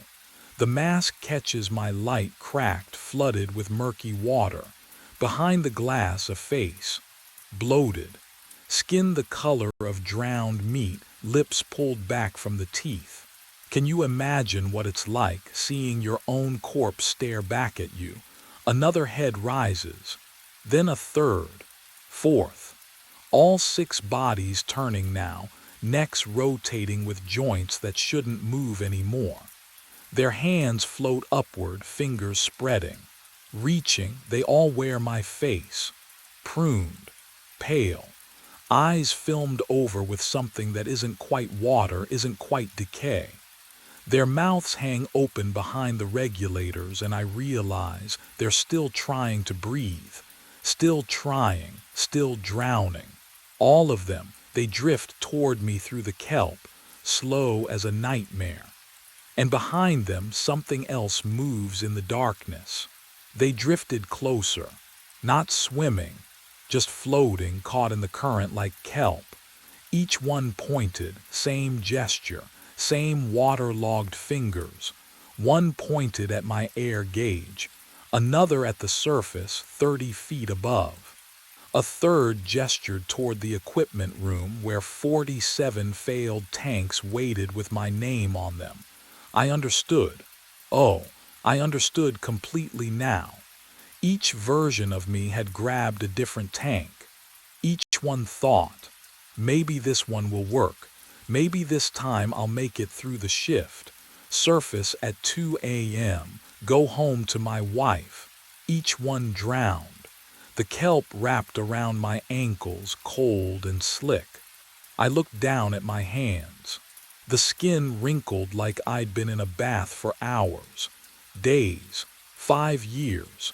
My wedding ring was gone, had been gone since the first night, the real first night, back in March of 2019. The metallic taste filled my mouth. Not air. Not anymore. Water. I'd been breathing water since the moment my tank failed. Breathing and drowning and choosing over and over to try one more time. One more tank. One more shift. Just get through tonight. The bodies circled closer. Their faces, my face, held no anger, just exhaustion, recognition. They knew what came next. I could swim to the equipment room. Tank number 48 waited there, red sticker bright against the aluminum. I could try again. Tell myself this one's different, this one will work, or I let the regulator slip from my mouth. No explosion of bubbles, no panic. The water filled my lungs like coming home, like finally, stopping. The current carried me down into the kelp forest. The other Trevors drifted beside me, silent companions in the dark.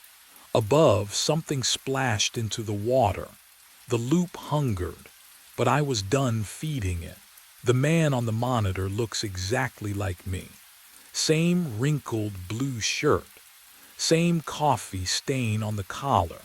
Same scar above my left eyebrow from when I was 12 and Laura pushed me off the porch.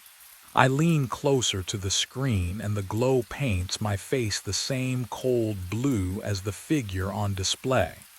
But this is the telescope feed, the observatory telescope. The one pointed at the stars. The one that should be transmitting images of distant galaxies and empty space. Not this, not the control room, not me sitting in this chair. The image updates, a flicker, a refresh. And now there are two of me on screen, one sitting, one standing behind the chair. The standing version holds something in his right hand. I squint at the pixelated edge. Metal, long handle, the wrench from the tool cabinet. The one I used 3 days ago to tighten the mounting bolts. The standing Carson raises it slowly, deliberately, above the seated Carson's head. My throat goes dry. The seated version on screen does not turn around, does not see, just stares at the monitor like I am staring now, watching himself. Watching me. I should move, should stand, should do something, but my hands grip the armrests. The vinyl is cold, too cold, the kind of cold that seeps through skin and into bone. How long have I been sitting here? The wrench rises higher. I open my mouth to shout, to warn the Carson on screen, but the air tastes wrong. Metallic, sharp, like ozone after a lightning strike. That smell that means something burned, something broke. Then I hear it, breathing, not mine, behind me. Can you imagine that?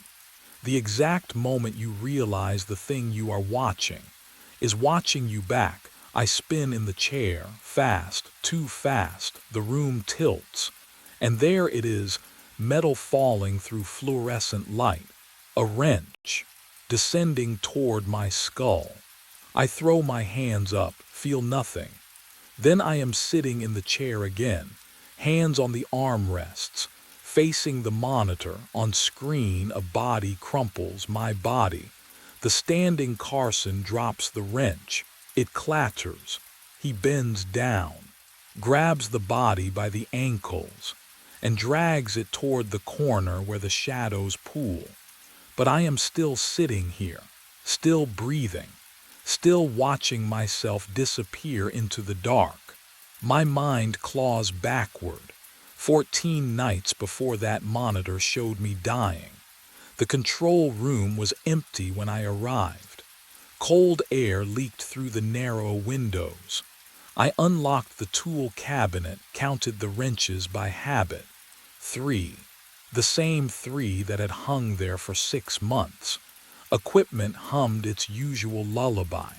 I logged in at 11:58, 2 minutes early, always 2 minutes early. The telescope was in standby mode, exactly where I'd left it. I poured burnt coffee from the thermos, the kind that keeps you wired but never truly awake. My hands smelled like metal and dust. Outside, New Mexico stretched black and infinite. No headlights, no neighbors. Just me and 8 tons of steel pointed at nothing. The monitor flickered. I glanced up. The telescope status had changed. Active, coordinates locked. Deep Space Sector ZK7. I stared at the screen. I hadn't touched anything. My fingers moved to the keyboard. Override command. Enter. The cursor blinked. Nothing happened. I typed abort. The system ignored me like I wasn't even there, like my commands were coming from some other timeline. The telescope motor engaged with a low grind. Through the window, I watched the massive barrel pivot. Smooth, deliberate, aiming at coordinates I absolutely did not program. My chest tightened. 40 light years out, empty space. No cataloged objects. What could you even see out there? I tried pulling the power cable. My hands actually shook. The screen stayed bright.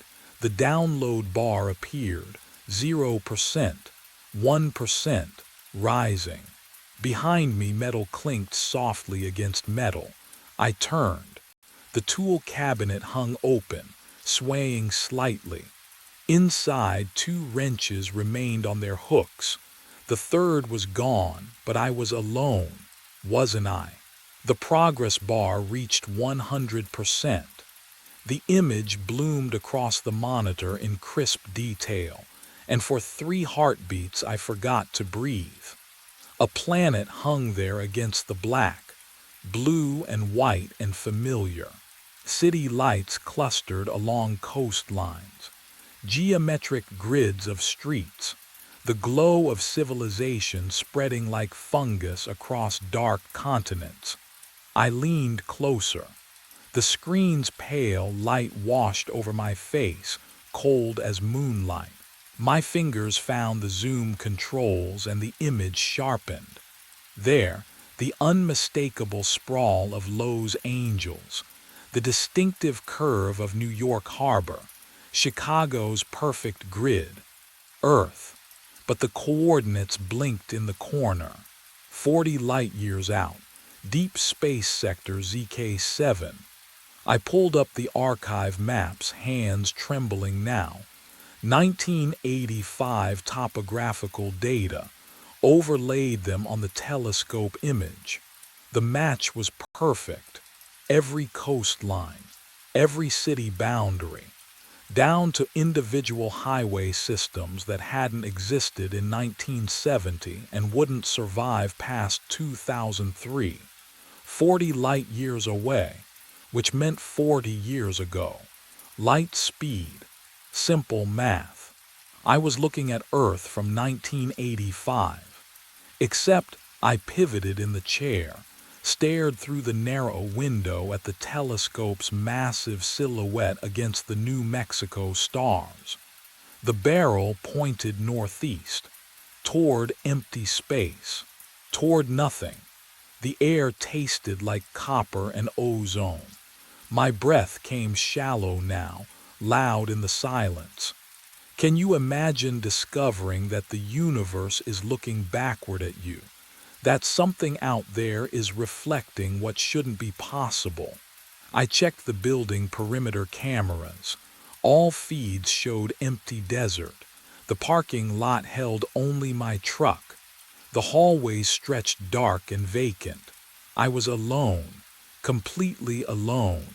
So why did the image on the screen show a shadow crossing the control room floor behind my chair? I turned back to the keyboard and programmed 30 light-years. The telescope motor ground through its rotation. Numbers scrolled across the monitor. I held my breath as the image resolved. And there it was, Earth again. But when I pulled up the archive comparison, my hands started shaking. 1995. The coastlines matched perfectly. Ice shelf boundaries. Urban sprawl patterns from exactly 30 years ago. My throat felt tight. I programmed 20 light-years. 2005. 10 light-years. 2015. Each scan brought me closer to the present, each image a perfect snapshot of Earth from exactly that many years in the past. The telescope was somehow peeling back time itself, layer by layer. What would you do if every test you ran confirmed the impossible? I grabbed my phone. Dr. Pritchard needed to see this. The plastic felt slick against my palm as I dialed. 1 ring, 2 rings, 3, voicemail. Alan, it's Carson. Something's happening with the scope. Call me back, please. My voice cracked on that last word. I hated how small I sounded. I programmed 5 light-years. My finger hesitated over the enter key. The image downloaded. 2020. But something was different now. The cities on screen had a strange, cold blue tint, like they'd been dipped in frost. I leaned closer to the monitor. That smell, sharp and metallic, like the air after lightning strikes. Ozone. Why would a digital image smell like anything? The scent grew stronger. I touched the screen, warm, almost hot. The blue tint pulsed slightly, breathing in rhythm with something. The telescope motor clicked off, but the smell remained, filling the control room with the tang of electricity and burned metal. And I realized the odor wasn't coming from the monitor at all. It was coming from behind me. I spun around. Nothing. The control room stretched empty behind me, but the metallic tang hung in the cold air like someone had been welding inches from my face. My pulse hammered against my throat. The computer chimed. A notification I'd never seen before, yellow triangle in the corner. I clicked it. A hidden directory appeared. Feldman_logs. Hugh Feldman, the guy who worked this shift before me. The one who vanished 6 months ago without cleaning out his locker or cashing his final paycheck. I opened the first file, dated 8 months back. The entries read like my own notes. Telescope locking onto unprogrammed coordinates. Override failure. Images of Earth from impossible distances. Hugh's handwriting, digital, clinical, deteriorated with each log. By month 7, the sentences fragmented. Repetitions. Capitalized warnings. Do not scan closer than 5 light years. Too late for that advice. His final entry was 3 words. The eye sees itself. Below that, a command log. Hugh had programmed 0 light years the night he disappeared. 0. The telescope aimed at nothing. At here, I scrolled down, felt my stomach drop. An attachment, image file, I clicked it. The photo loaded slowly top to bottom. It showed the control room, this room, from directly above. The angle impossibly steep, like someone floating near the ceiling, camera pointed straight down. In the image, a figure sat hunched at the monitor. Hugh, I assumed. The timestamp read the night he vanished. But the quality was wrong. Too sharp. Too clear, not security footage. This came from the telescope. Someone, something, had been watching from space. Watching him, watching this room.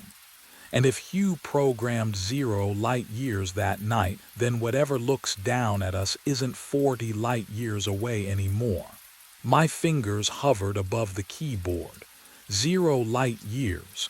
Current time. The command Hugh had programmed the night he vanished.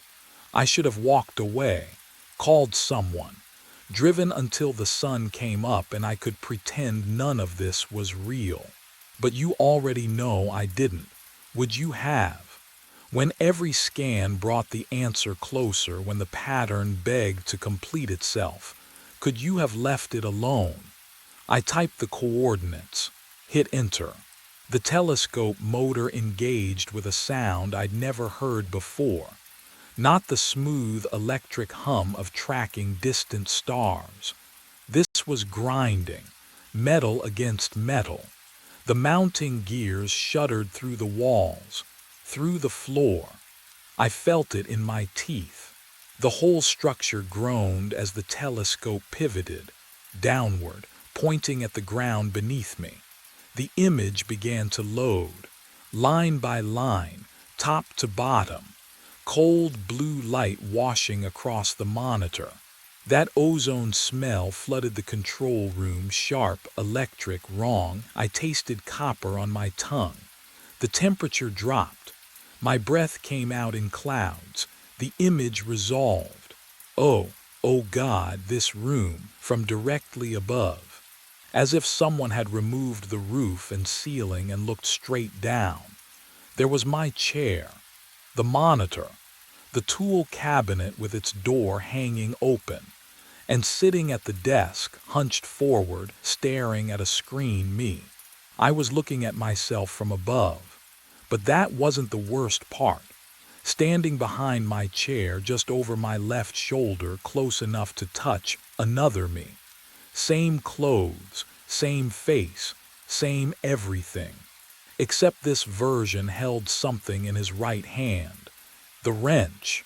The one that had vanished from the cabinet 2 weeks ago. On the monitor, the wrench began to rise. I sat perfectly still. Didn't move. Didn't breathe. Behind me, behind my actual chair, not the one on screen, I heard breathing. Slow, steady, perfectly matching my own rhythm. I didn't wait to see. I ran. My footsteps echoed, too loud, too sharp against the linoleum. The hallway stretched ahead, fluorescent lights flickering in sequence like dominoes falling away from me. 10 feet to the exit. I'd walked it 1,000 times, but the door, it kept receding. 20 feet, 30. My lungs burned. The ozone smell thickened, metallic on my tongue. The exit sign glowed red in the distance, impossibly far now, and my legs pumped harder, but the walls blurred past in slow motion. Finally, my palm slammed against the push bar. Cold metal, real, solid, I shoved through, into the control room, the same chair, the same monitor, the same hum of the telescope motor beneath the floor. No, I spun back. Tried the door again. Threw my whole weight against it. The hallway appeared normal now, short, familiar. But when I ran, it stretched again like taffy pulled by invisible hands. The exit dissolved into the control room behind me. Every path looped back. What would you do when the walls themselves reject your escape? I grabbed the metal stool, swung it at the monitor. Glass exploded in a cascade of glittering shards. The impact jarred my shoulders. Sparks spat from the fractured casing, but the image remained on the broken glass, still glowing, still showing the control room from above, still showing me seated. And behind me, the other Carson stood with the wrench. Only now, he wasn't looking at his own reflection anymore. He was looking directly at me and smiling. The pieces of glass on the floor began reflecting the same image, multiplying him across every surface. 1,000 smiling Carsons watching me from every angle. I backed away from the multiplying reflections. The walls pressed inward. Every shard of broken glass held my face, watching, smiling. I couldn't look at them anymore. Couldn't breathe in that room with 1,000 versions of myself staring back. My shoulder hit something that wasn't wall, metal, cold and seamless. I turned. A panel I'd never noticed before, painted the same gray as everything else. No handle. Just a hairline seam running vertical and a keypad covered in decades of dust. I pressed my palm against it. The panel clicked, slid open with a pneumatic hiss that smelled like stale air and concrete. Beyond it, darkness. A stairwell leading down. Would you go down there? Into a place you'd walked past for 2 weeks without seeing. I went. The stairs were steel. Each footfall echoed wrong, too long, like the sound traveled farther than the space allowed. 15 steps down, then a corridor. Fluorescent tubes buzzed overhead, half of them dead, the others flickering in patterns that almost felt deliberate. At the end of the hall, a door marked Archive Records Only. The handle was ice against my skin. Inside, file boxes lined metal shelves from floor to ceiling. The air tasted like old paper and something else. Mildew, maybe, or fear left to ferment for decades. I pulled the nearest box down. The label read Project Mirror Array Personnel FILES DCLASSAFIED 1998. 1998. 27 years to declassify something from 1952. I opened it. Photographs spilled out, black and white. Men in ties and women in pencil skirts standing before equipment I didn't recognize. Satellite dishes arranged in geometric patterns. Mirrors suspended on cables. And in the background, this building, younger, rawer, but unmistakable. The first document had a header stamped in faded red ink. Quantum Causality Observation Experiment Final Report. My hands started shaking before I understood why. I read faster. The words blurred together. Reflective satellite geometry. Spacetime observation collapse. 18 researchers assigned. The experiment was terminated after 72 hours. No explanation given. Just a single line. All personnel unaccounted for as of OH 300 hours October 9, 1952. 18 people. Gone. I flipped to the personnel roster. Alphabetical. Names I didn't know. Alistair Chen. Dorothy Kern. Marcus Vaught. No Hugh Feldman, but there. 3 names from the bottom. Carson Mitchell. Research assistant. Age 34. The paper slipped from my fingers. That wasn't possible. I wasn't born until 1991. The math couldn't. But the photograph clipped to the file showed a man in a white shirt and thin tie standing beside the telescope array. Same jaw, same eyes, same scar on his left hand from when I was 12 and tried to climb a fence. The fluorescent lights buzzed louder. Or maybe that was just my pulse in my ears. How do you find your own name in a file from 73 years ago? The photograph slipped from my fingers. Behind me, footsteps, not echo, not memory, real weight on concrete. I turned. He stood in the archive doorway, wearing my face, my clothes. The same coffee stain on the left sleeve I'd gotten 3 days ago. His eyes tracked mine with surgical precision. No lag, no hesitation. You found the files, he said, my voice. Exact timbre. The air between us tasted metallic. Ozone.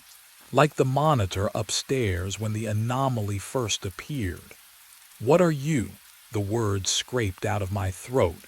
He stepped closer. His shoes made no sound now. The telescope doesn't observe light, Carson. It observes causality itself. I backed against the filing cabinet. Cold metal bit through my shirt. That's impossible. Observation collapses possibility. He tilted his head. You programmed 0 light years. The telescope turned inward, and the wrench, he paused, smiled without warmth. The wrench already struck. My skull throbbed. A phantom ache behind my right ear. You've been dead since that moment, he continued. But consciousness cannot observe its own ending. Can you imagine that? The mind refuses to process the final instant, so it loops, creates recursion. The observer becomes the observed. He gestured upward toward the control room. Forever falling. And no, I touched my face. Warm skin, pulse hammering beneath my jaw. You feel real, he said softly. That's the cruelest part. The loop preserves everything except the truth. The archive lights flickered. In the strobe, I saw him standing closer, then closer still. He hadn't moved. Hugh Feldman learned this. The 18 researchers in 1952 learned this. His hand extended toward me. Now it's your turn to understand. His fingers brushed my shoulder, and the temperature dropped 20 degrees. What would you do if you realized you'd been watching your own death on repeat?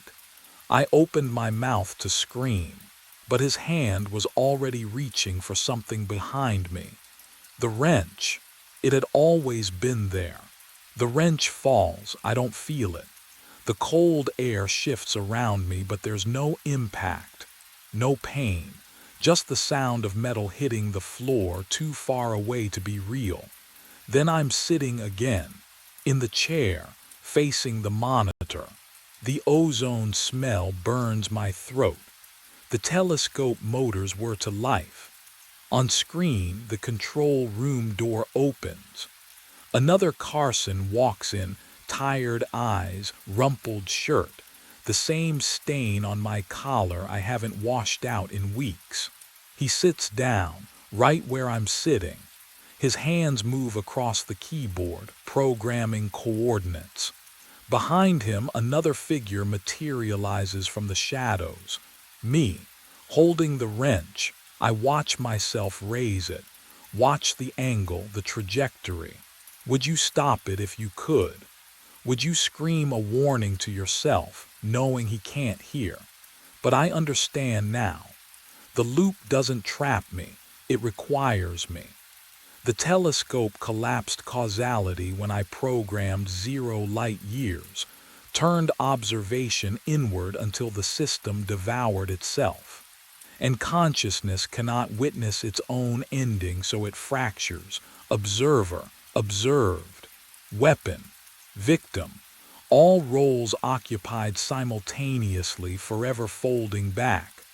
The wrench sits beside the keyboard. It's real, solid, cold metal warming under my palm. I stand. My legs move without resistance, carrying me behind my own chair. The temperature drops so fast my breath fogs the air. The telescope hums deeper, a sound I feel in my chest, a frequency that shouldn't exist. On the monitor, the image updates. I see myself standing behind the chair, the wrench in my hand rising. I raise it. The eye sees itself. The wrench falls. My reflection didn't move when I did. 2 in the morning. The conveyor belt hummed its steady rhythm, carrying mirror 4891 under my inspection lamp. I raised my hand and watched the glass remain empty. Just the factory wall behind me, fluorescent tubes buzzing overhead, the smell of machine oil thick in the cold air. I counted. 1, 2, 3. Nothing. 10 seconds, 15, 20. My hand hung in the air like an idiot's wave. The clipboard felt slick with sweat against my palm, but I couldn't look away from that empty glass. Can you imagine standing there, watching a mirror refuse to see you? 30 seconds. Then he moved. My reflection, no, not mine anymore. It raised its hand slowly, deliberately, but the other hand gripped a wrench, chrome handle, rubber grip. I'd never touched the toolbox tonight, hadn't needed to. The figure in the glass turned away from me, walked toward something behind itself. A door, gray metal, push bar across the middle. Emergency exit markings I'd seen 1,000 times, except we didn't have an emergency exit on that wall, just concrete and circuit breakers. My reflection pushed the bar. The phantom door swung open onto darkness. He stepped through and vanished. The mirror went black, not reflecting black, just empty like switched-off glass. I spun toward the conveyor belt. The next mirror rolled past. Empty. The next. Empty. 20 mirrors on the line, and every single one showed nothing but the factory behind me. Then I heard it. Footsteps behind me. Boots on concrete, matching my rhythm exactly. But I wasn't moving. 3 weeks earlier, I didn't know what I'd become. 11 p.m. The conveyor belt rumbled to life beneath fluorescent lights that hummed like dying wasps. I clocked in, grabbed my clipboard from the metal desk, and walked to my station at the quality control line. 20 mirrors per hour. 8 hours. Alone. The factory smelled like machine oil and cold concrete. November air seeped through cracks in the loading dock doors, raising goosebumps on my forearms. I preferred the isolation. No small talk. No questions about why Diane left or why I never saw Emmy anymore. Mirror number 4719 rolled past my inspection lamp. I leaned in, checked the edges for imperfections. The surface was flawless, commercial grade, destined for some hotel bathroom or department store. I blinked to refocus my eyes under the harsh light. My reflection blinked back. 1 second late, I froze, waited, blinked again deliberately, counting in my head. 1 Mississippi. Then my reflection's eyelids dropped and rose. The lag was impossible. Light it doesn't wait. I marked the clipboard with a red X defective, moved it off the line. The next mirror arrived. I waved my hand left to right, watching. The delay happened again, 1 second behind, and the next mirror, same thing. I checked 12 mirrors in a row, my heart climbing into my throat. Every single one showed me my own face, my own movements, but delayed, like watching myself on a television broadcast with bad lag. The conveyor belt's rhythm felt suddenly wrong, too slow, dragging each mirror past me like evidence I didn't want to see. What would you do? Call your supervisor at midnight over a timing trick your exhausted brain invented. I marked them all defective. I told no one. But that night, as I drove home through empty streets at dawn, I couldn't shake the feeling that my reflection had been studying me just as carefully as I'd been watching it. By the 7th night, I counted to 3. 1, 2, 3. Then my reflection moved. The lag had been growing since that first shift, creeping forward like frost across glass. 7 nights of inspecting mirrors alone while the factory slept around me. And now the delay stretched long enough to feel deliberate. I raised my hand at 11:42 p.m. beside mirror number 5006. The conveyor belt hummed its endless rhythm, rollers clicking against metal, but my reflection stood motionless in the glass, waiting. 1, 2, 3. It raised its hand. The cold hit me then, not the usual chill of concrete floors and poor insulation, but something else. Something that settled in my chest like water in my lungs. I exhaled and watched the fog of my breath hang in the air longer than it should.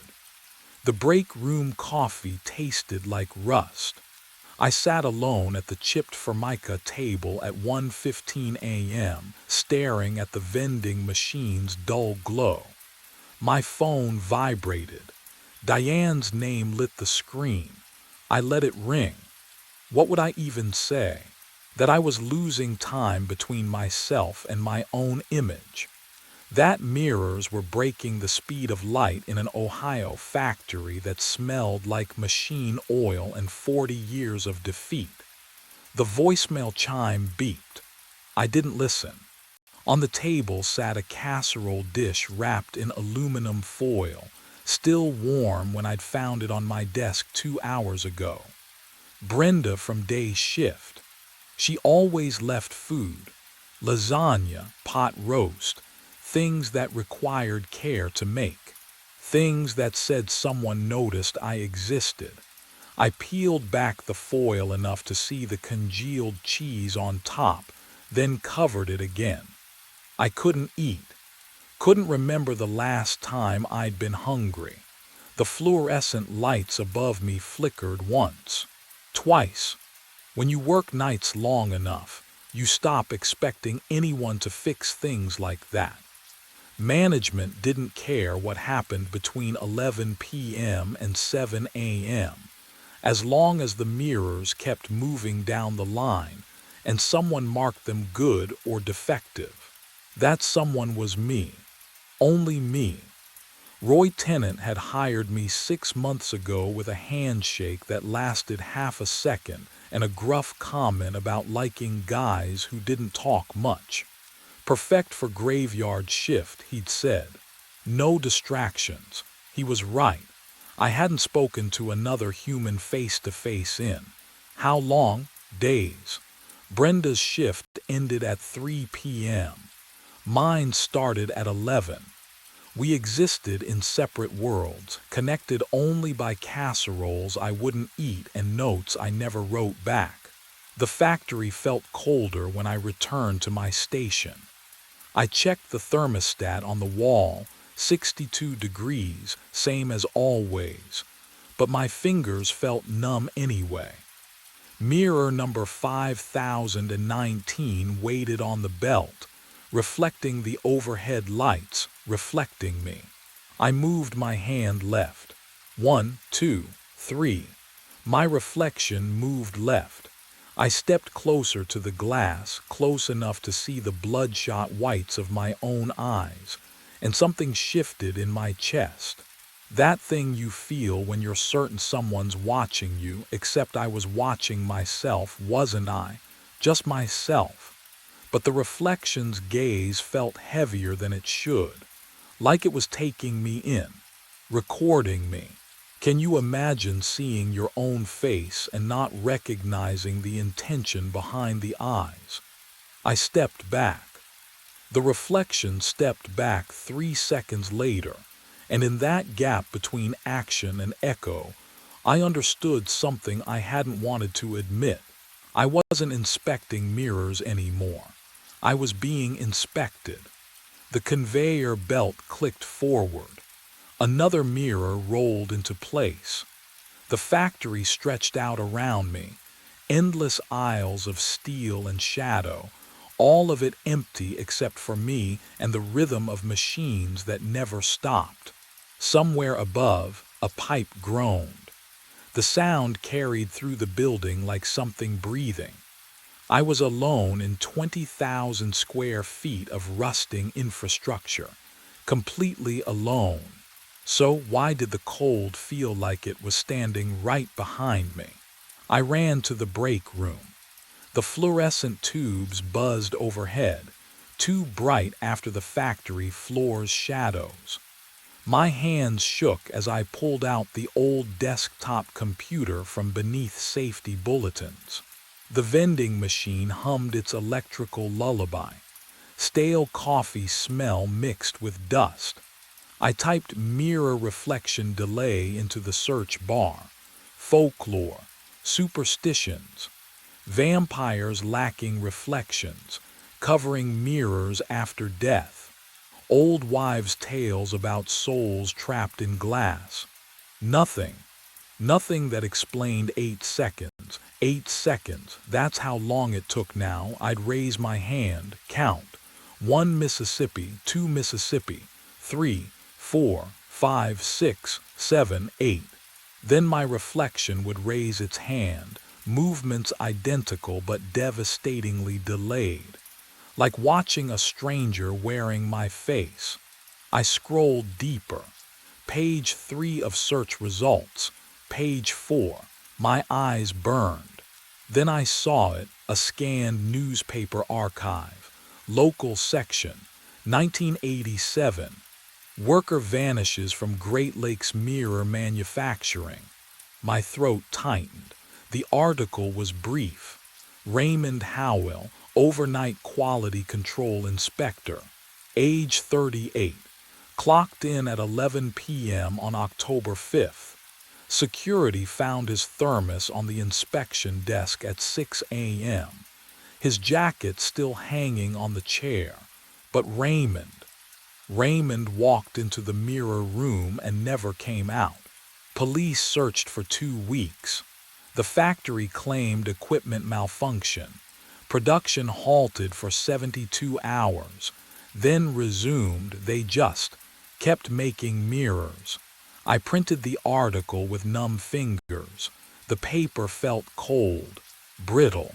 The printer's mechanical wheeze sounded too loud in the empty break room.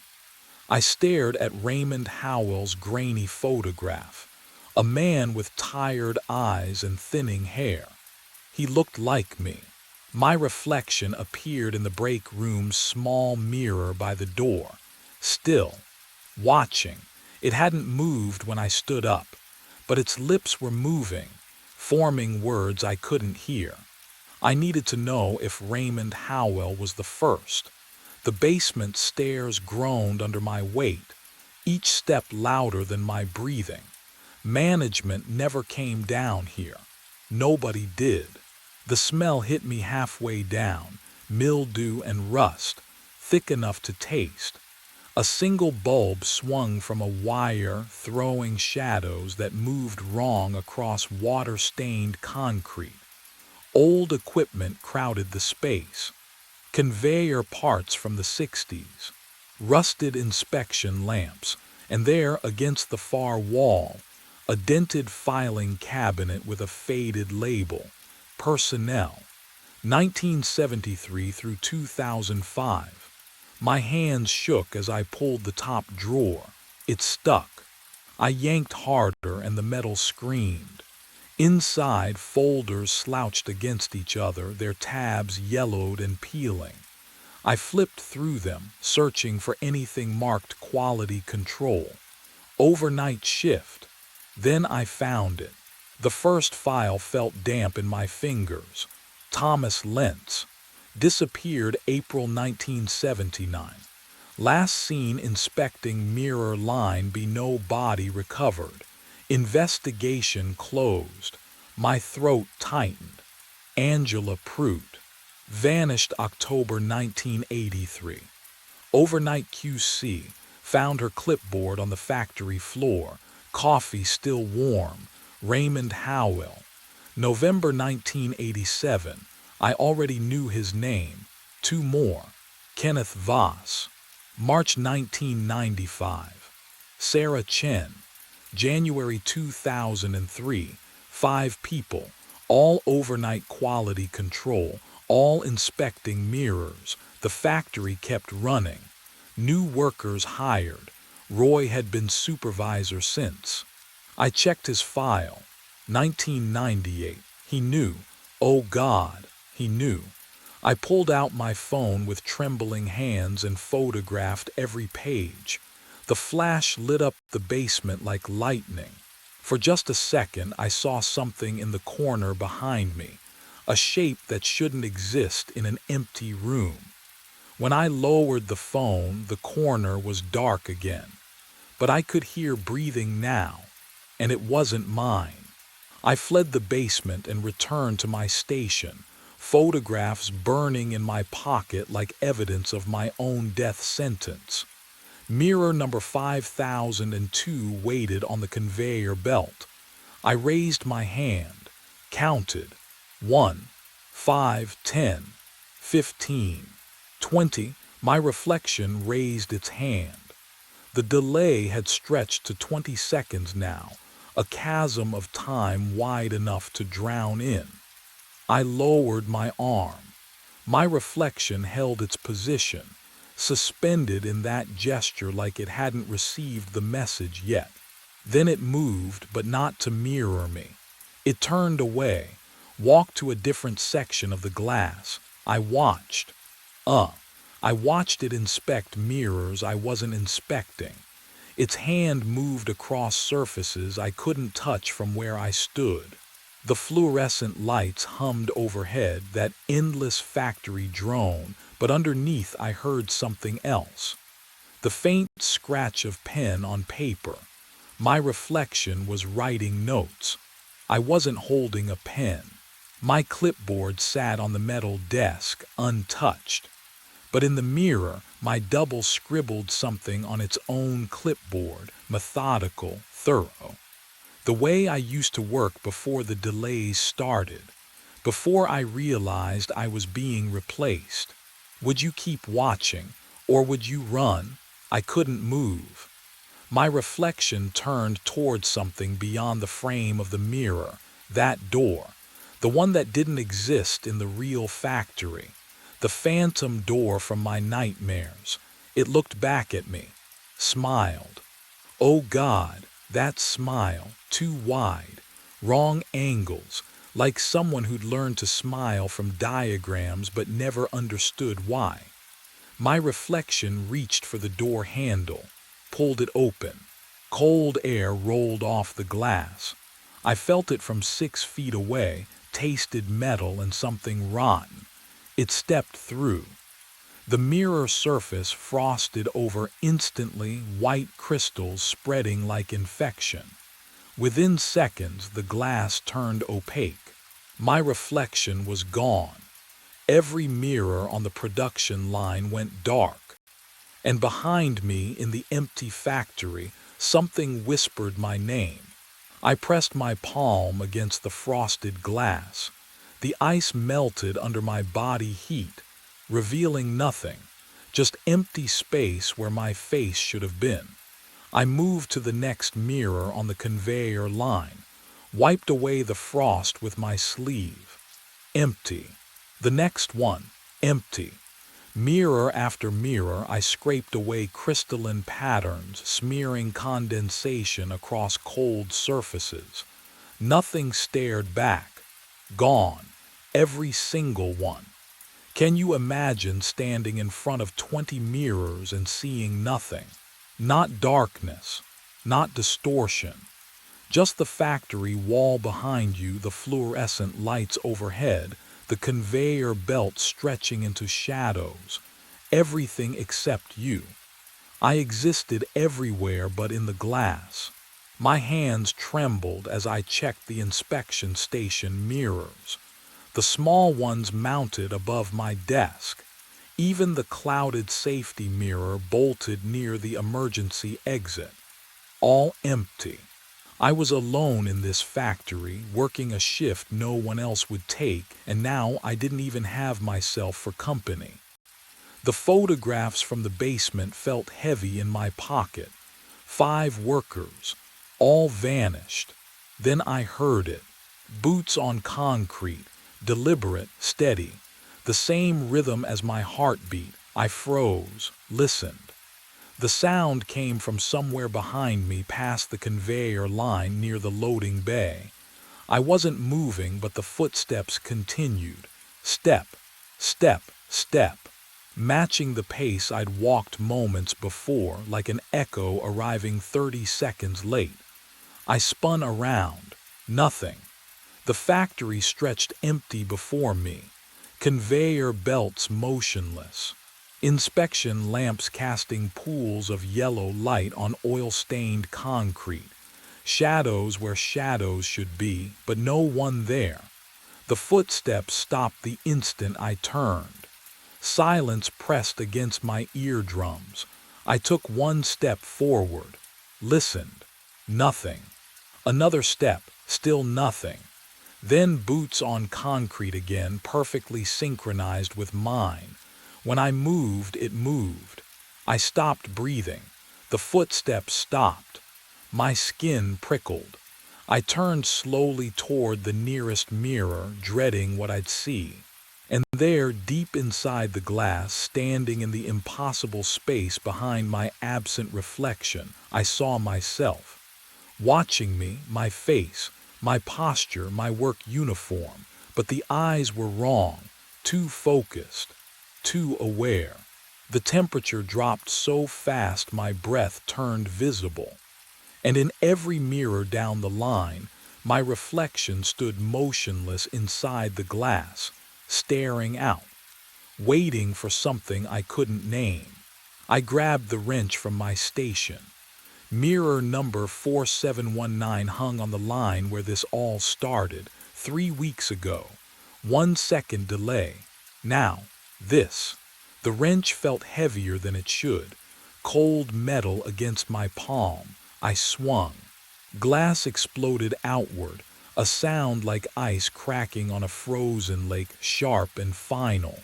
Shards hit concrete, glittered under fluorescent hum, but behind the broken pieces, oh God, my reflection stood there, still intact, inside the ruined frame, grinning at me through jagged teeth of glass. Not mimicking, not lagging, just watching, pleased. I stumbled backward. The wrench clattered from my hand. Those boots behind me, closer now, dragging slightly on concrete, the rhythm wrong, like something learning to walk. I ran, past the conveyor, past the empty mirrors that should have held me but didn't. The break room door slammed behind me. I fumbled my phone, hands shaking so badly I nearly dropped it. Roy's number, 3 rings, 4. You've reached Roy Tennant, leave a message. Roy, Roy, it's Curtis. Something's wrong at the plant. I need you to call me back. Please, I can't. My voice cracked. Can you imagine trying to explain this? Trying to sound sane when you've just seen yourself grin from inside broken glass. I hung up, tried again. Voicemail. The vending machine hummed. The coffee maker ticked as it cooled. Normal sounds. But the air smelled wrong, metallic, like ozone before a storm. I had to leave. Now, the side exit first. I hit the push bar. Nothing. Locked. The metal didn't even rattle. I threw my shoulder against it. Solid, immovable front entrance. Same, loading dock. Same. Every exit sealed from the outside. The footsteps started again, but louder now, methodical, coming down the hallway toward the break room. Boots on concrete. My boots. My rhythm. I pressed against the door. The temperature dropped so fast I could see my breath. Then I felt it, right against the back of my neck. Cold, deliberate, something breathing where nothing should be. I ran. The cold breath followed. But I slammed through the break room door before anything could solidify behind me. My boots hammered concrete. The quality control office sat 50 yards across the factory floor, 50 yards of open space, exposed under fluorescent lights that hummed like trapped insects. I didn't look at the mirrors. The office door fought me, swollen in its frame, but I threw my shoulder against it and stumbled inside. Metal desk, filing cabinet. I dragged both against the door, muscles screaming. The barricade held, barely. My lungs burned. I leaned against the desk, gasping, and that's when the footsteps on the factory floor stopped. Silence pressed against my eardrums. I forced myself to look through the office window. He stood among the mirrors. My height, my work shirt, my face, but the way he moved, methodical, calm. He inspected mirror 5003, running fingers along its frame, checking the conveyor alignment, doing my job. The reflection I'd lost 3 hours ago had learned to exist without me. He looked up. Our eyes met through the window. He didn't blink, didn't smile, just pointed. One finger extended toward something behind me. No. What would you do? Would you turn around? I turned. The small inspection mirror mounted beside the office door, I'd forgotten it was there. And in its surface, impossibly, my reflection stood, not mimicking, staring. His hand lifted toward the glass from the inside.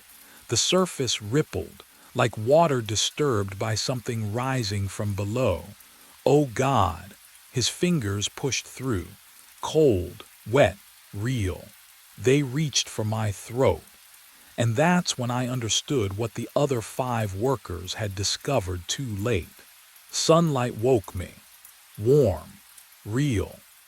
The kind of 3 p.m. brightness that cuts through cheap blinds and drags you out of sleep whether you want it or not.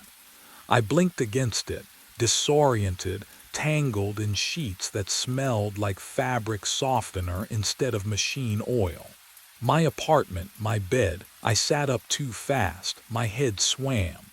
The last thing I remembered was cold fingers wrapping around my throat, but my neck felt fine. No bruises, no wetness. I pressed my palm against the skin, warm, dry, unmarked. My phone buzzed on the nightstand. 3 texts from Roy. Where are you? You okay? Call me. I checked the time stamp. He'd sent them 2 hours ago.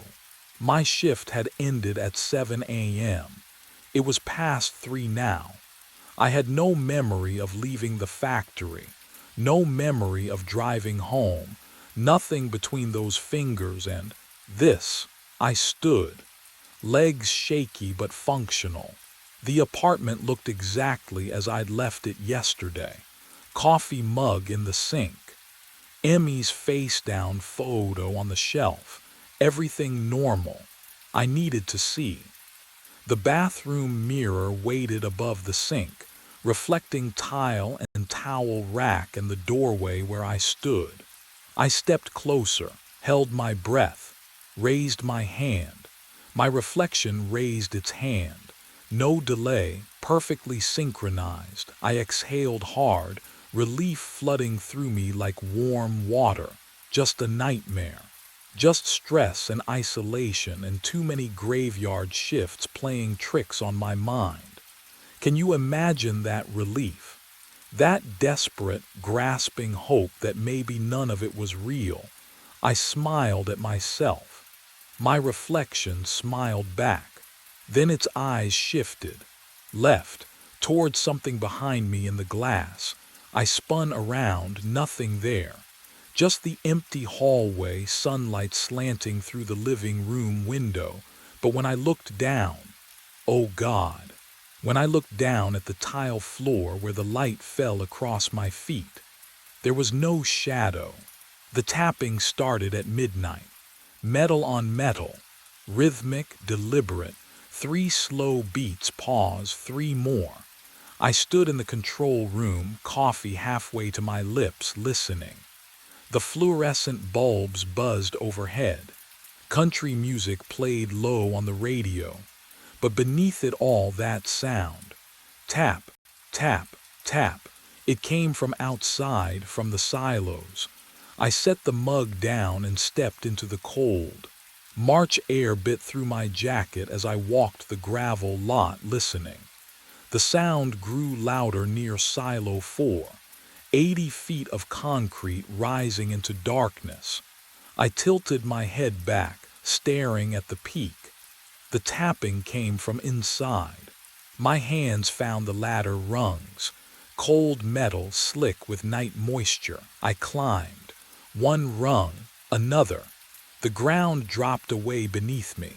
Wind pulled at my shoulders. What would you do?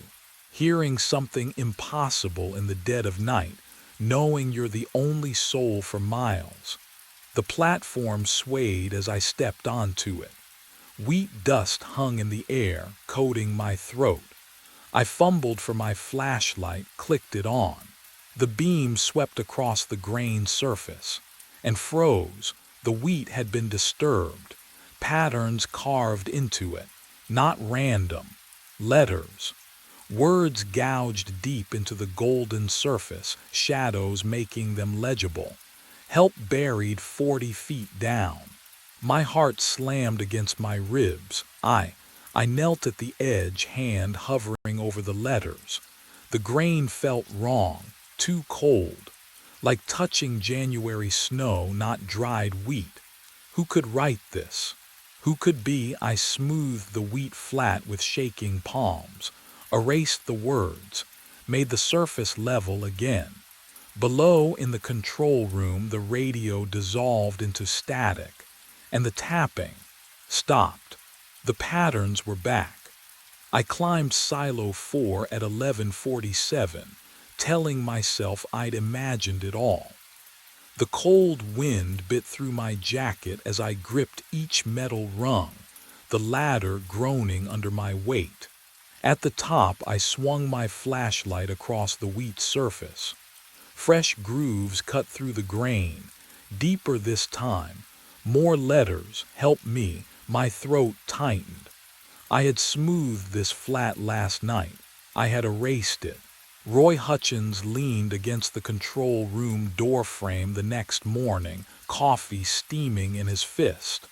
I told him everything, the tapping, the message, how it returned. He barely looked up from his clipboard. Settling grain, he said. His voice was flat, practiced. Happens all the time in 4. Air pockets collapse, surface shifts, you'll get used to it. But the letters, Earl. He finally met my eyes, and something in his expression warned me to stop. You're new.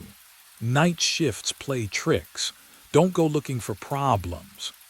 The fluorescent lights buzzed overhead as he walked away, boots echoing down the hallway. I waited until his truck left the gravel lot. Then I opened the filing cabinet in the corner of the control room, fingers trembling as I flipped through employee records. The paper felt strangely rough, almost damp. Clayton Wade, previous overnight operator. Start date, November 2018. End date, March 18, 2023. No resignation letter, no forwarding address. Just a red stamp across the folder left without notice. 2 years ago, almost to the day. I pulled up the security footage archives on the computer, scrolling back to March 2023. The screen flickered. Static consumed every recording from that month. Corrupted files, all of them. Hours and hours of white noise. My wedding ring dug into my finger. When had it gotten so tight? I twisted it, feeling the metal bite into swollen skin, but it wouldn't budge. And somewhere above me, faint through the ceiling, the tapping began again. I pulled my employment file at dawn. The folder smelled like old coffee and cigarette smoke. I flipped past the tax forms, the safety acknowledgments. There, my start date typed in faded ink. March 18, 2023. The same day Clayton Wade disappeared. I tried to remember the interview. Sitting across from Roy, shaking his hand, signing the offer letter. Nothing. Just a blank space where the memory should be. My first night here felt like waking up mid-shift, already knowing where the light switches were. Have you ever forgotten something important? Not misplaced it, but had it erased? Roy was in his truck when I found him, engine running, heater on. When did you hire me? He didn't look up from his thermos. 2 years back, you know that. Same day Clayton left. Coincidence? His jaw tightened. Drop it, Earl. Did you even interview me? He drove away. Gravel crunched under his tires then. Silence. The kind that presses against your eardrums. I worked alone that night. Radio played classic country, but the songs felt wrong, released after I'd started here somehow. At 2 a.m., the tapping began again. Faster this time. Urgent. Tap, tap, tap, tap, tap, tap. I climbed the ladder. Each rung bit cold through my gloves. The wind had died completely. No sound except that relentless rhythm and my own breathing. At the top, I knelt on the platform. The grain stretched before me, pale under the floodlights. I reached down, plunged my hand into the wheat. Cold, not the dry chill of winter grain. This was wrong, damp, clinging. The texture felt almost organic, like touching skin left too long in bath water. I jerked my hand back. The tapping stopped, and in the sudden silence I heard something else, a wet, sliding sound, as if the grain itself was breathing. I blinked. The clock read 3:15. My coffee was cold, stone cold. I'd poured it fresh at midnight, hadn't I? I stared at the mug, ceramic smooth under my fingertips. The surface had a film hours old. My shift log sat open, last entry timestamped 11:42. 3 hours. Gone.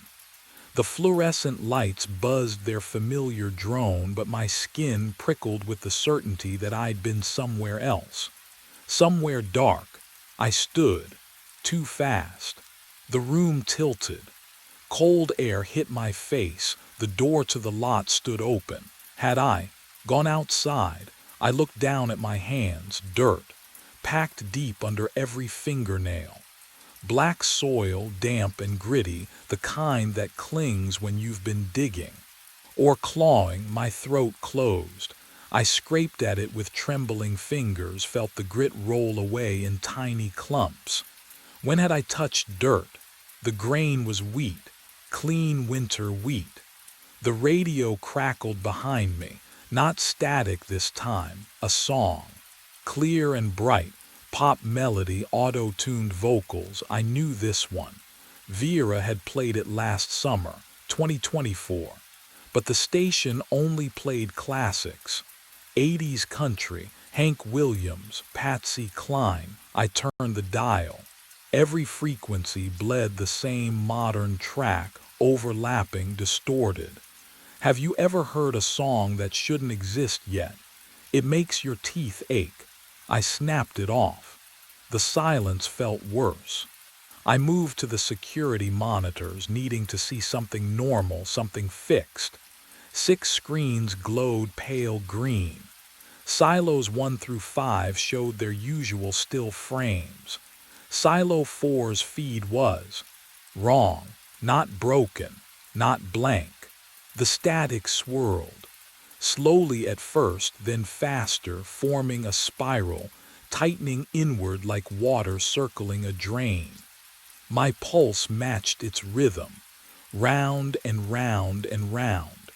I caught my reflection in the metal cabinet beside the monitors. The man staring back wore a different shirt. Flannel, green and black checks. I looked down at my chest.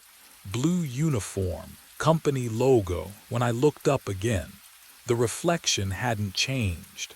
They drained Silo 4 on Thursday afternoon. I stood in the gravel lot, arms crossed, watching the crew connect hoses thick as my thigh to the bottom outlet. Roy Hutchins wouldn't look at me, just signed the work order and walked back to his office, shoulders tight. The machinery groaned to life. Wheat began cascading through the transparent discharge pipe, a golden river rushing toward the transport truck. The sound. Oh, the sound was immense. A roar that filled my chest cavity, vibrated through my boots into the ground. I watched that pipe, every kernel, every shadow. The crew's supervisor, a man named Dale with a clipboard, kept glancing at his watch. Roy had told him I was stressed, overworked, seeing things. I could read it in Dale's careful distance, the way he positioned himself between me and his workers. The wheat smelled wrong, not like grain, like turned earth, like something buried too long. 30 minutes in, I saw it, a shape, tumbling through the cascade, dark, human-sized, limbs twisted at angles that made my stomach lurch. I lunged forward. Stop but it was gone. Wheat poured smooth and unbroken. Dale stared at me, hand hovering near his radio. There was. Did you see? My voice cracked. He didn't answer. Just turned to the monitors mounted on the truck bed, played back the footage. Frame by frame, we watched golden wheat tumble through the pipe. Nothing else, just wheat. "Mr. Briggs," Dale said carefully, "when's the last time you slept?" They found nothing at the bottom. Not a bone, not a scrap of fabric. Roy made me sit in the office while they inspected the empty silo. The psychologist on speakerphone suggesting rest, maybe medication. His voice smooth as oil. By midnight, the refill trucks arrived. I watched them pump grain back into Silo 4, alone in the control room, hands shaking around cold coffee. The fluorescent lights buzzed overhead. No, wait. That wasn't the lights. That was tapping, from somewhere beneath the floor. The tapping came back louder the next night. Not the hesitant rhythm I'd first heard. This was urgent, frantic. Metal on metal, echoing up through the concrete foundation like something trying to claw its way out. I sat frozen at my desk, coffee mug halfway to my lips, the bitter liquid gone cold hours ago. I stopped sleeping after that. What would you do? Close your eyes knowing something beneath 80 feet of grain was calling your name. The coffee maker became my closest companion. Third pot by midnight, fifth by 4 a.m. My hands shook, not from caffeine, from the certainty that if I blinked too long, I'd miss something. The phone rang at 2:15. Earl, Vera's voice, but wrong. The pitch was hers, the cadence familiar, yet something underneath sounded hollow, like speaking through a long tunnel. "Hey," my throat was sandpaper. "You okay? Just wanted to hear your voice." A pause too long. "Can't believe our anniversary's next week. 10 years, honey." My chest tightened. "We got married in June, not March." "Yeah," I managed. 10 years. "You sound tired. Just long shift. Come home soon." The line crackled, static blooming between her words. "I miss." The call dropped. I stared at the phone, my wedding ring biting into swollen skin. June 14th. I'd written our vows on a humid afternoon, her father crying during the ceremony. June, not March, I was certain. Wasn't I? Movement caught my peripheral vision. The security monitor showing Silo 4's exterior. I turned my head fully to look. The camera angle was the same. The floodlights cast identical shadows. But when I glanced back at the grain surface visible through the high window, had the wheat level dropped? Just an inch, maybe 2. I forced myself to look away. Count to 10. Breathe. When I turned back, the surface had risen 3 feet higher than before. I climbed at 3 in the morning. The metal ladder bit cold through my palms, each rung slick with condensation that smelled faintly of rust and wheat dust. My flashlight beam stuttered ahead, illuminating the curved concrete walls as I ascended toward the platform above Silo 4. The tapping had stopped an hour ago, but I had to see. My boots hit the narrow platform. It swayed just slightly. The grain surface spread below, pale and rippled like skin. And there, carved deep into the wheat, letters 2 feet high, sharp-edged and deliberate, "I am you." Fell March 2023, suffocating. "You are standing on me." My breath caught. The flashlight trembled in my grip. Standing on me. I took a step back. The platform groaned, metal singing under my weight, and beneath my feet I felt it, a vibration, rhythmic like something, pounding. Can you imagine reading your own death written in grain? The surface began to move. Not settling, not shifting, moving. The wheat spiraled inward, grains tumbling over each other, forming a slow, rotating whirlpool directly beneath where I stood. The sound was wrong, too liquid, too hungry, a susurrus that climbed the walls and filled my ears. I grabbed the railing. Cold bit through my wedding ring, the metal band cutting into swollen flesh. The whirlpool widened. Faster now. Faster. Grain cascading into darkness, falling into some impossible void 40 feet down. And from that churning center rose a sound that froze every nerve in my body.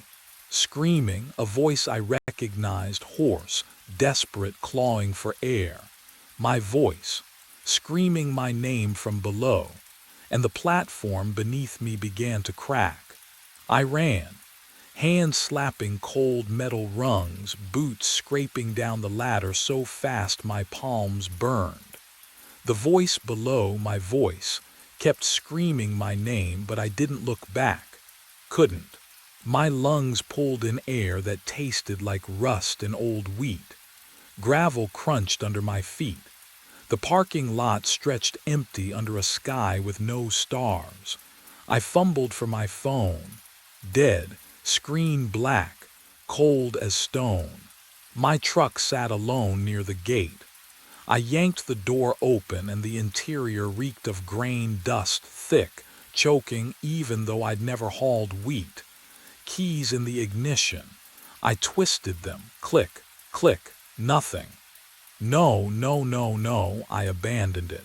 Ran toward the access road, the one that led to the highway 3 miles out. Gravel turned to pavement under my boots. Streetlights flickered ahead. I ran until my chest burned, until the lights grew closer, until Silo 4 loomed in front of me. I spun around, the gravel lot, my dead truck, the same gate I just passed. Impossible. I tried again. Chose the eastern fence line this time, following the chain link toward the service road Roy used for deliveries. Ran past the equipment shed, past the maintenance bay, past the parking lot. Silo 4. Always Silo 4. The wedding ring bit into my finger, a band of fire-cutting circulation. I looked down and my breath caught. The skin beneath the gold had turned black. Not bruised, black. Necrotic. Dead tissue wrapped around a living hand. Can you imagine that? Seeing your own flesh rotting while your heart still beats. I staggered to the truck, wrenched the rear-view mirror toward my face. Oh, the man staring back had sunken eyes, deep hollows carved beneath the cheekbones. Skin gray as winter fog, lips cracked and bloodless. I touched my face and felt cold meat, the texture all wrong, like touching someone else's corpse. I had been dead. Maybe still was. Time wasn't moving forward anymore. It was collapsing inward, folding back on itself like grain swirling down a drain. The facility had become a loop, and I was caught in the center, spiraling toward something inevitable. My hand moved to the truck door. I didn't tell it to. My legs carried me back across the gravel, back toward the ladder, back toward the platform where the grain was waiting. My hands gripped the cold rungs. I don't remember deciding to climb. The ladder pulls me upward, rung after rung, my body obeying commands I never gave. The metal is ice against my palms, but I can't feel pain anymore, just pressure. The platform waits above. I haul myself onto it. The grain surface spreads before me, pale under the single bulb. The wheat smells wrong, not musty, but sweet, rot sweet, like flowers left too long in a closed room. The metal grate creaks beneath my weight. It shouldn't creak. I've stood here 20 times, maybe more. But tonight the bolts groan and the platform tilts, the world drops. I fall. Grain rushes up, swallows me. My mouth opens to scream and wheat pours in, dense and choking. The cold shocks through my chest. I thrash, kick. The grain compresses around my legs, my waist, a vice tightening with every movement. 40 feet down. How far have I fallen? My lungs burn.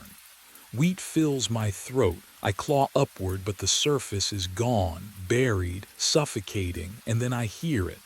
Tap, tap, tap. Metal on metal, someone on the ladder above. Footsteps crossing the platform, the new platform, whole again, time resetting. A man's breath ragged with fear. He's looking down at the grain, at the patterns forming. I know that breathing.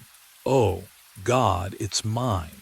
The operator above me is Earl Briggs, arriving for his first shift, March 18th, 2023.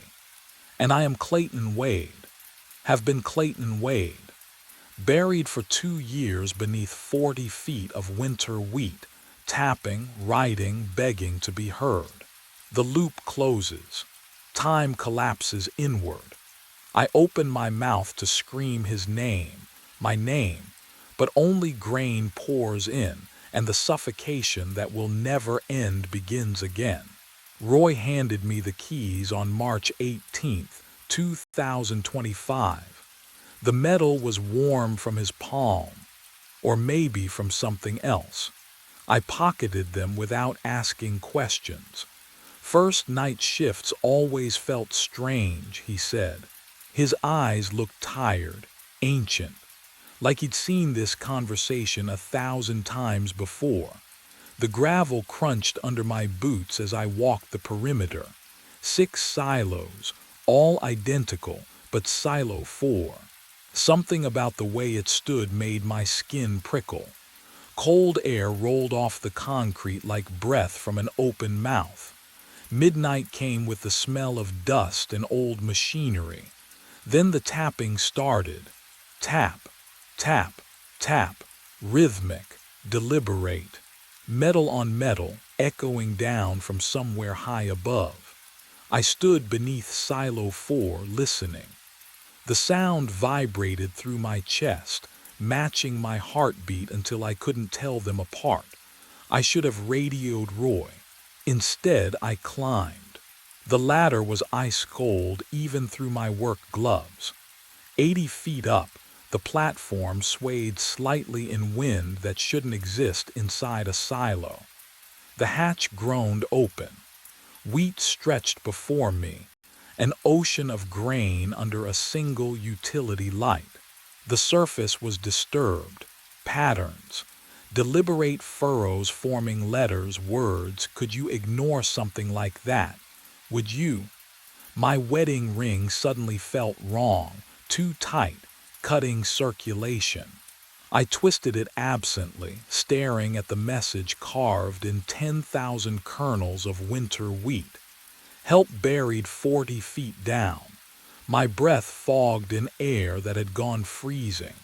The grain smelled sweet, rot sweet, like something left too long in warm earth. I knelt, smoothed the wheat with both hands. The patterns disappeared beneath my palms, erased as though they'd never existed. Descended the ladder, returned to the control room, told no one. The coffee tasted like metal, and my ring wouldn't come off anymore, but those were small things. Explainable. The kind of details you convince yourself don't matter until they're the only things that do. Above me in Silo 4, the tapping continued. It always does. The steam in the mirror was clearing. I stood frozen in the bathroom, knuckles white against the porcelain sink. The shower had been running when I walked in. Still running. That hissing, endless sound filling the small space with wet heat that clung to my skin like a second layer. My reflection stared back at me through the fog, and behind it something moved, a figure in the shower, standing motionless behind the curtain of my own reflection. No, not behind the glass, inside it. I watched my mirror self just stand there, mouth slightly open, as the figure raised one dripping hand.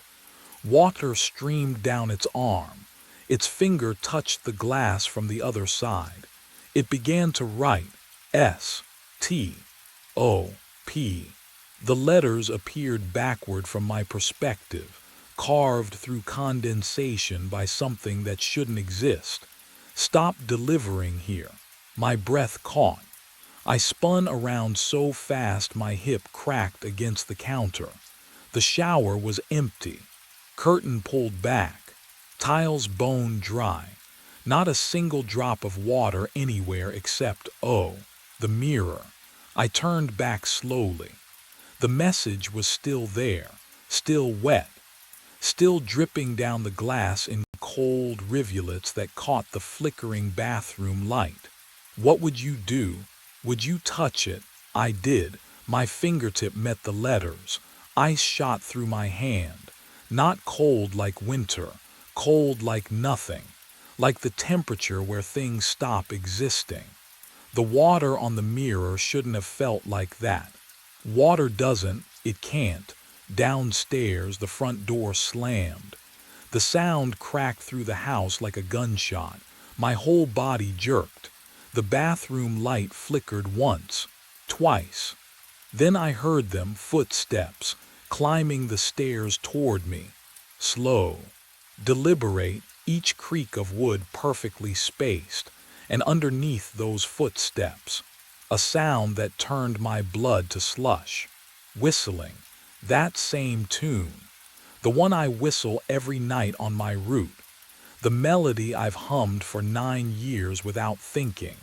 3 notes up, 2 notes down, always the same pattern. But I wasn't whistling. The footsteps reached the top of the stairs and stopped just outside the bathroom door. 3 nights before the bathroom, I believed I knew my route. The truck engine hummed its familiar diesel lullaby at 3:45 a.m. Same sound for 9 years. Same vibration through the steering wheel. Same coffee-stained dashboard. Same stack of bundled newspapers smelling of ink and wood pulp behind my seat. The Belmont district slept under streetlights that flickered in perfect rhythm. I'd memorized which ones buzzed, which stayed silent. House 82, sprinkler timer broken, always leaves puddles on the driveway. House 109, porch step creaks on the left side, never the right. House 214, Rottweiler named Bruno starts barking exactly 4 seconds after my door slams. I wasn't just familiar with the route. I was woven into it. Can you understand that kind of knowing? When your body moves through space without thought, when every turn is muscle memory, when you could drive it blind. I should have been able to. At 4:06 a.m., I rolled past House 345, the Kowalski place with the crooked mailbox and garden gnomes. Then came the empty lots, 2 of them side by side, nothing but dirt and scattered gravel under the streetlight's orange glow. I'd driven past that gap 5,000 times, give or take. Same empty stretch. Same darkness between 3:45 and 3:49. I glanced at my dashboard clock. 4:07 when I looked back at the road. The house was there, not half built, not under construction, there, fully formed as if it had always existed and I'd simply failed to notice for 9 years. 2 stories, pale gray siding, windows blazing with warm light despite the hour. The lawn was flawless, not the patchy brown of the lots surrounding it, but deep green, manicured, glistening with fresh dew that shouldn't exist in October's dry cold.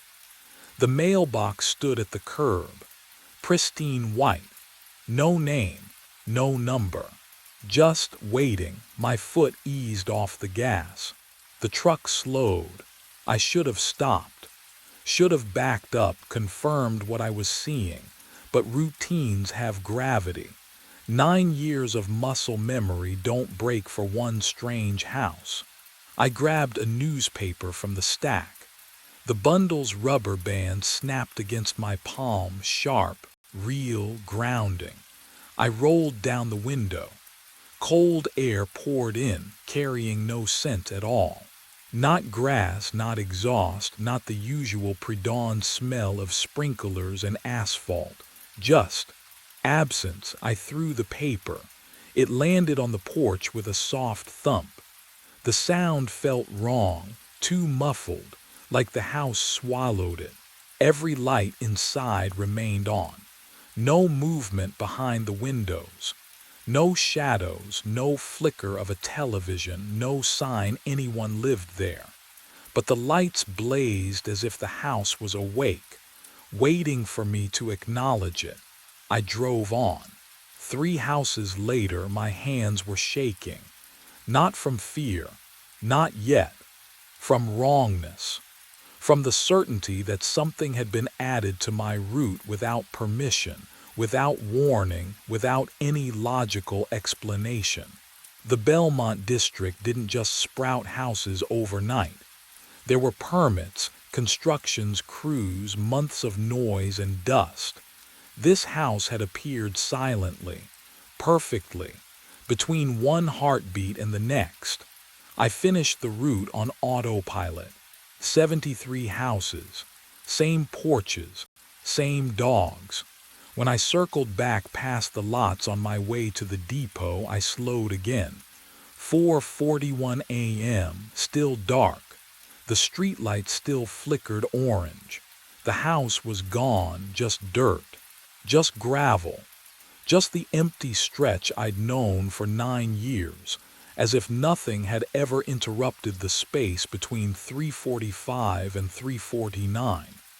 I sat there, engine idling, staring at the vacant lot.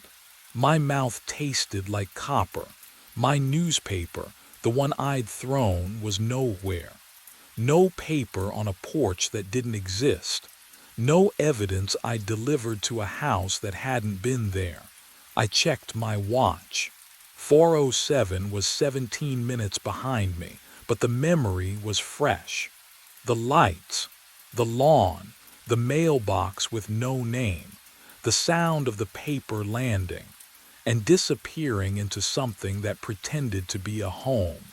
What I didn't know yet, what I couldn't know, sitting in that truck with my heart knocking against my ribs, was that tomorrow night I'd drive past those lots again at 4:07, and the house would be waiting, not gone, not a hallucination, waiting for me to come inside. 24 hours later, I told myself I'd imagined it. But at 4:07 in the morning, my headlights swept across the same stretch of road. And there it stood. House 347. Same perfect lawn glistening with dew that shouldn't exist in October's brittle cold. Same yellow glow spilling from every window like something alive and waiting. My hands tightened on the steering wheel. The vinyl creaked under my palms. I pulled over, killed the engine. The silence pressed against my eardrums. No distant traffic, no wind, just my own breathing fogging the windshield. I grabbed my phone and opened the GPS history, fingers trembling slightly as I scrolled back through yesterday's route. The timestamp showed 4:07. The coordinates placed me exactly here. The map displayed an empty lot. I zoomed in. Satellite view. Street view. Nothing but dirt and scattered gravel where the house blazed in front of me, close enough to see the porch light's filament glowing orange through frosted glass. I checked the county assessor's website, each page loading with agonizing slowness. Parcel number confirmed, vacant land, no permits, no construction history. Last transaction 23 years ago. I stepped out of the truck. Gravel crunched under my boots, real, solid, exactly the texture I expected. The cold bit through my jacket, sharp and medicinal like the air before snow. I raised my phone, framed the house in the camera. The shutter clicked. The screen showed dirt, weeds, empty space. I lowered the phone. The house stood there, undeniable, its siding almost luminous in the pre-dawn darkness. But when I glanced at it from the corner of my eye, something shifted. The edges shimmered, rippled, like heat waves rising from summer asphalt, except the air was freezing. Have you ever doubted your own senses? Wondered if the boundary between you and madness is thinner than you thought? I started toward the porch and heard it, faint but unmistakable. Someone inside was whistling my tune. The porch light flickers on before I reach the steps. My breath catches. I didn't move, didn't trigger a sensor. The light just knew. The whistling stops. I freeze halfway up the driveway, gravel crunching under my boots. The house waits. Every window glows warm yellow against the pre-dawn darkness, impossibly inviting. My hand trembles as I grip the newspaper still clutched in my fist, proof I'm here for a reason, that this is just part of the route. It's not. You know it's not. I climb the 3 porch steps. The wood doesn't creak. Brand new. Everything here is brand new, impossibly maintained, as if it materialized whole and perfect between the empty lots. I reach for the doorknob. Click. The lock disengages before my fingers touch the brass. The door drifts inward half an inch, releasing a breath of warm air that smells like coffee, fresh brewed. The brand I buy every Sunday at the depot store. "Hello," my voice cracks. No answer. I push the door wider. The hinges are silent. The living room stops my heart. That's my couch. The sagging brown sectional I bought at a yard sale 4 years ago, the cushion on the left worn thin where I sit every night. My television mounted on the wall, same crooked angle because I never leveled it properly. My bookshelf crammed with delivery route logs and true crime paperbacks, spines creased exactly how I left them. This isn't similar. This is exact. I step inside. The door clicks shut behind me and I don't turn around. Can't. My legs carry me forward on autopilot, past the coffee table with its water ring stain from the mug I dropped last winter, past the lamp with the finicky switch that requires 2 clicks. Then I see the mantel, a wedding photo in a silver frame. Me in a black tuxedo, smiling wider than I've smiled in years. My arm wrapped around a woman in white, blonde, radiant, laughing at something I've just said. I've never seen her before in my life. My wallet feels heavy in my pocket, and suddenly I know. I know if I check my driver's license right now, something will be different. That's when I heard the water running upstairs. My hand froze on the wallet. The sound was steady, rhythmic. A shower at full pressure. I hadn't touched anything. Hadn't been up there yet. The leather felt slick with sweat as I dropped it back into my pocket. The sound pulled at me, a hook behind my sternum. What would you do? Stand there in that stranger's living room wearing your face, or climb those stairs? I climbed. Each step creaked under my weight, the same protest as the stairs in my real apartment. The sound grew louder. Steam billowed from the open bathroom door at the top, thick and warm against my skin. It smelled wrong, though. Not soap or shampoo, just heat, wet air. The bathroom was mine. Same chipped tile, same rust stain curling from the faucet. But the mirror, through the fog on the glass I saw my reflection. And behind it, standing motionless in the shower, eyes closed. Me, another me. Water cascading over his shoulders, steam rising from his skin.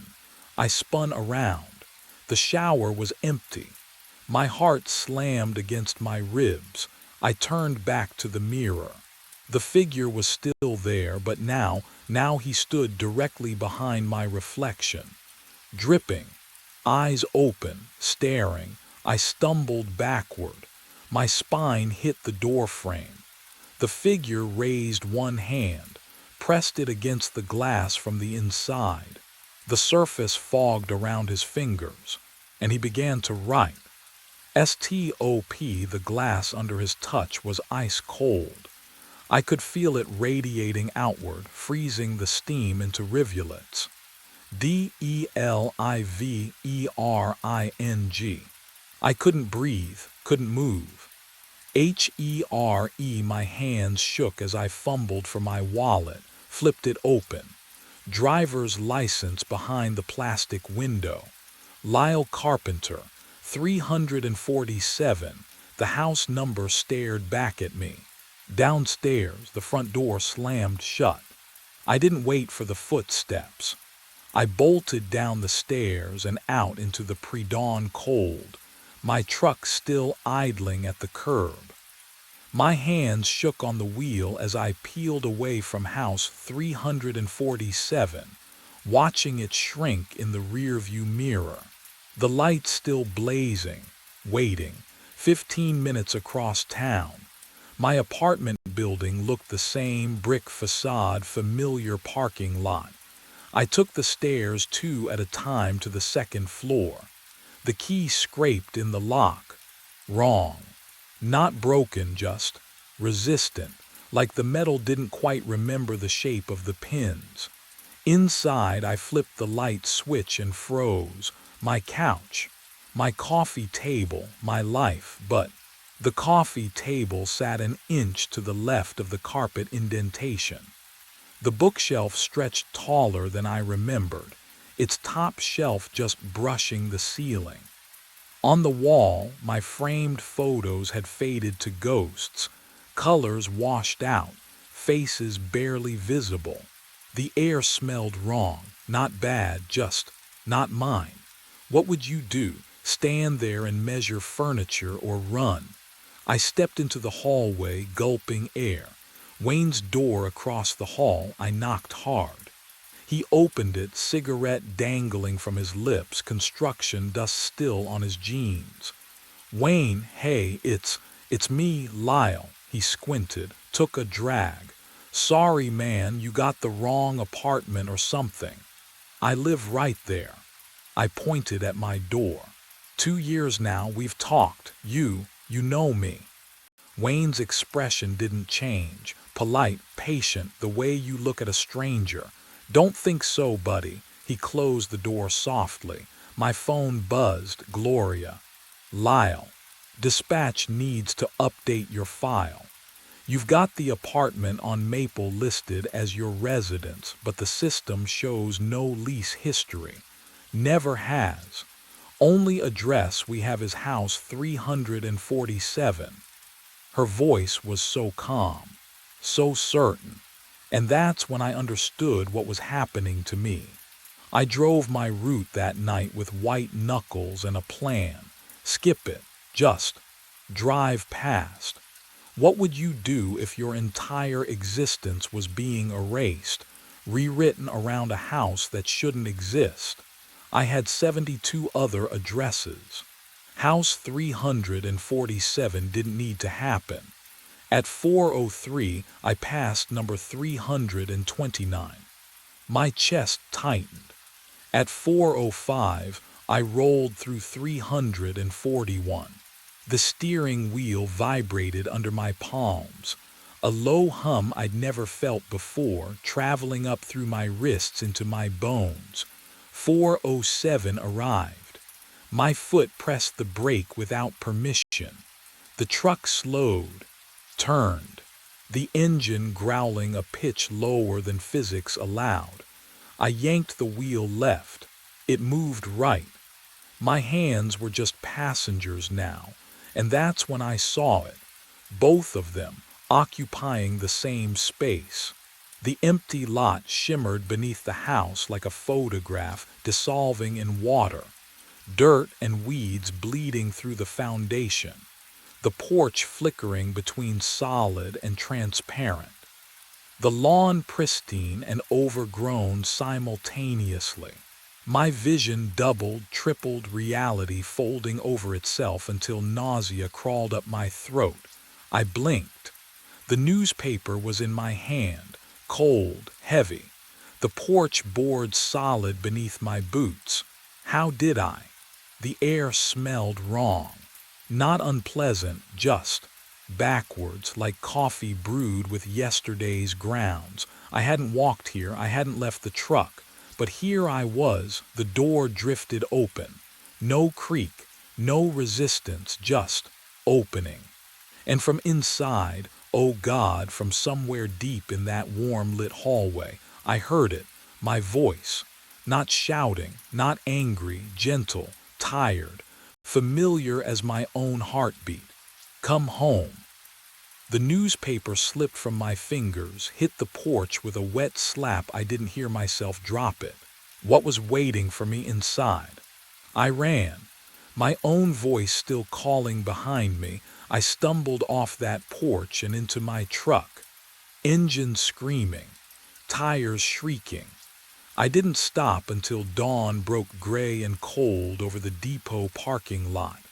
Gloria found me there, slumped against the steering wheel. She asked if I was sick. I told her I needed the day off. First time in 9 years. The public library opened at 10. I was waiting at the doors. Inside, the smell hit me first. Old paper and dust and someone's forgotten coffee going cold at a reading desk. My hands shook as I approached the reference librarian. I asked for newspaper archives. Belmont District, missing persons. 9 years back. She led me to a humming microfiche machine in the basement. The fluorescent tube overhead flickered with a rhythm that matched my pulse. I scrolled through months of local headlines, bake sales, school board meetings, noise complaints. Then, there, October 9th, 9 years ago, delivery driver vanishes mid-route. The photograph showed a man about my age, thin face, tired eyes, Marvin Schaefer. My chest tightened. Can you imagine finding your own ghost in the archives? The article stated he'd worked the graveyard shift for the same newspaper depot. Same route I drove now. Disappeared at 4 in the morning. Truck found idling on an empty street, driver's door open, papers scattered across the pavement. No signs of struggle. No body ever recovered. But here's what made my blood go cold. The follow-up article 3 weeks later had a photo of a house being demolished. The address printed beneath, 347 Rosewood Lane. The machine whirred as I zoomed closer. The house in the grainy image looked identical to the one I'd been delivering to. Same porch, same perfect lawn, same lights blazing in every window despite the demolition crew standing in the yard. How could they tear down something that hadn't existed yet? I printed the article. The paper came out warm, but when I touched the image of that house, the ink felt ice cold under my fingertips. The final piece was buried in the police report summary. An interview with Marvin's wife, dated 2 days before he vanished. He kept saying the route was wrong, she told investigators, that it was building something, taking pieces of him every night. He couldn't sleep, couldn't eat, he said. He said it was building something with his memories. Then he never came home. I sat there in the basement, fluorescent light buzzing, that cold printout trembling in my hands.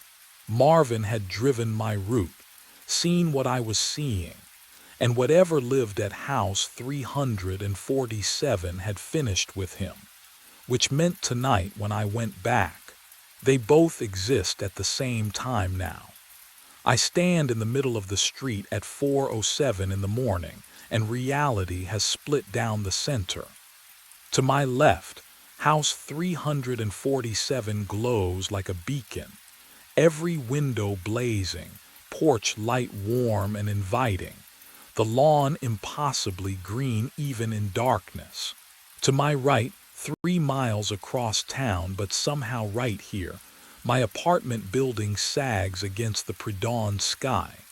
Windows dark, bricks crumbling, the stairwell railing I've gripped for 9 years now rusted through.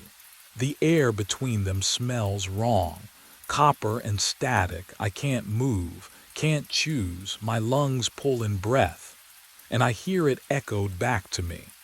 The front door of house 347 opens. He steps out onto the porch, me, but not me, soaking wet, hair plastered to his skull. Water drips from his fingertips, pooling on the welcome mat. His chest rises and falls in perfect synchronization with mine. When I hold my breath, so does he. When I exhale, so does he. His mouth doesn't move, but I feel the words forming in my own throat. Come home. Behind me, impossibly behind me because I'm facing both directions at once, a door creaks open at the apartment. Warm light spills down the stairs. The scent of coffee drifts out. Rich, sweet, real. A woman's voice calls softly from inside, "Honey, aren't you coming to bed? I have never been married." The duplicate takes one step forward, water streaming from his clothes. His eyes are the color of drowned things. What would you do if you knew one door led to forgetting and the other to becoming something else? My hand reaches forward, and I still don't know which door I'm reaching for when everything goes white. Warmth surrounds me when I open my eyes. Sunlight filters through cream-colored curtains, the kind I've never owned. The sheets smell like lavender detergent. A woman leans over me, auburn hair, smile lines framing her mouth, and presses her lips to my forehead. "Morning, sweetheart," she says. I don't know her name. My mouth opens anyway. "Morning." She pads toward the doorway, humming something familiar. The smell of coffee drifts up from downstairs, rich and dark. My body sits up, swings legs over the side of the bed, stands. I'm not telling it to do these things, but it feels right, natural, like I've done this 1,000 mornings before. The shower runs hot. Steam clouds the mirror. I don't look at my reflection. Downstairs, she set out breakfast, scrambled eggs, toast with butter melting into golden pools. I taste nothing. My jaw chews. My throat swallows. She kisses my cheek as I stand, her hand warm against my shoulder. "Drive safe," she whispers. I want to ask her who she is. I want to scream. My lips smile instead. The front door clicks shut behind me. The driveway stretches ahead, and there my truck, faded blue paint, dent in the rear bumper. I've driven it for, how long now? 9 years. The thought arrives fully formed, certain as my own heartbeat. 9 years on the same route, 73 houses, same dogs barking, same porch lights. Same empty lot between 345 and 349. Except, it's not empty anymore, is it? My hand reaches for the door handle. The metal is cold beneath my palm, but my fingers don't flinch. I slide into the driver's seat. The newspaper route map is taped to the dashboard, addresses circled in red ink. My handwriting. The key turns in the ignition. I am so tired. Can you imagine? This exhaustion that lives in your bones, that makes every movement feel like wading through water. I've been driving this route since, I can't remember when I started. The engine hums. My foot presses the gas. The truck rolls forward and I know exactly where it's taking me. 4:07 in the morning. House 347. The paper goes on the porch. The door unlocks. I walk inside. I have always been walking inside. The route continues. It always has. It always will. And somewhere deep in the part of me that still remembers standing between two doors, choosing white light over darkness, or was it darkness over light? I understand. I never left. The sponge caught on something above the John Doe's left eyebrow. I paused, formaldehyde stinging my nostrils, and wiped away the dried blood. A scar, half-moon shaped, the size of a dime. The fluorescent lights hummed overhead, steady as a heartbeat. I'd been cleaning bodies for 3 years, and you learn not to look too close. But this one pulled at something behind my ribs. I touched my own forehead. Same spot, same shape. Coincidence, had to be. I returned to the body, working methodically, jaw, neck, shoulders. His hands were limp and waxy cold, the skin already taking on that gray sheen. When I turned his palm up, I froze again. The calluses, index and middle finger of his left hand, hardened ridges where guitar strings press into flesh. Just like mine. My throat tightened. The drainage table gurgled softly as chemicals ran through the grooves, the only sound in the basement besides my own breathing. I glanced at the paperwork clipped to the end of the table. John Doe, unidentified, found in the parking garage sublevel. No, this was insane, but my hands moved on their own, reaching for the fingerprint kit. I rolled his thumb across the ink pad, pressed it to the card. Then I crossed to the computer terminal, fingers trembling as I scanned it into the system. The screen blinked. Match found. Name, Ethan Burke, that's my name.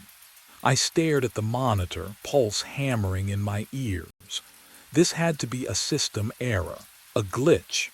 I grabbed my phone and dialed Donna's extension, my supervisor 3 floors up in the warm, windowed world. Reeves. Donna, I need you to come down here. It's 2 in the morning, Burke, what's wrong? This body, my voice cracked. It's me, the prints match, everything matches. Silence. Then she laughed, short, incredulous. You're alive, Ethan. You're talking to me right now. I know, but get some sleep when your shift ends. Seriously. The line went dead. I turned back to the table, legs unsteady. The corpse's left hand rested palm up where I'd left it. And there, on the 4th finger, a gold wedding band caught the fluorescent light. The same inscription Sophie had engraved 6 years ago. My hands shook as I reached for the personal effects bag. The plastic crinkled too loud in the silent morgue. I had to be wrong, had to be. The bag's seal broke with a whisper. Inside, oh God. My driver's license stared back at me. Same awful photo from the DMV 3 years ago.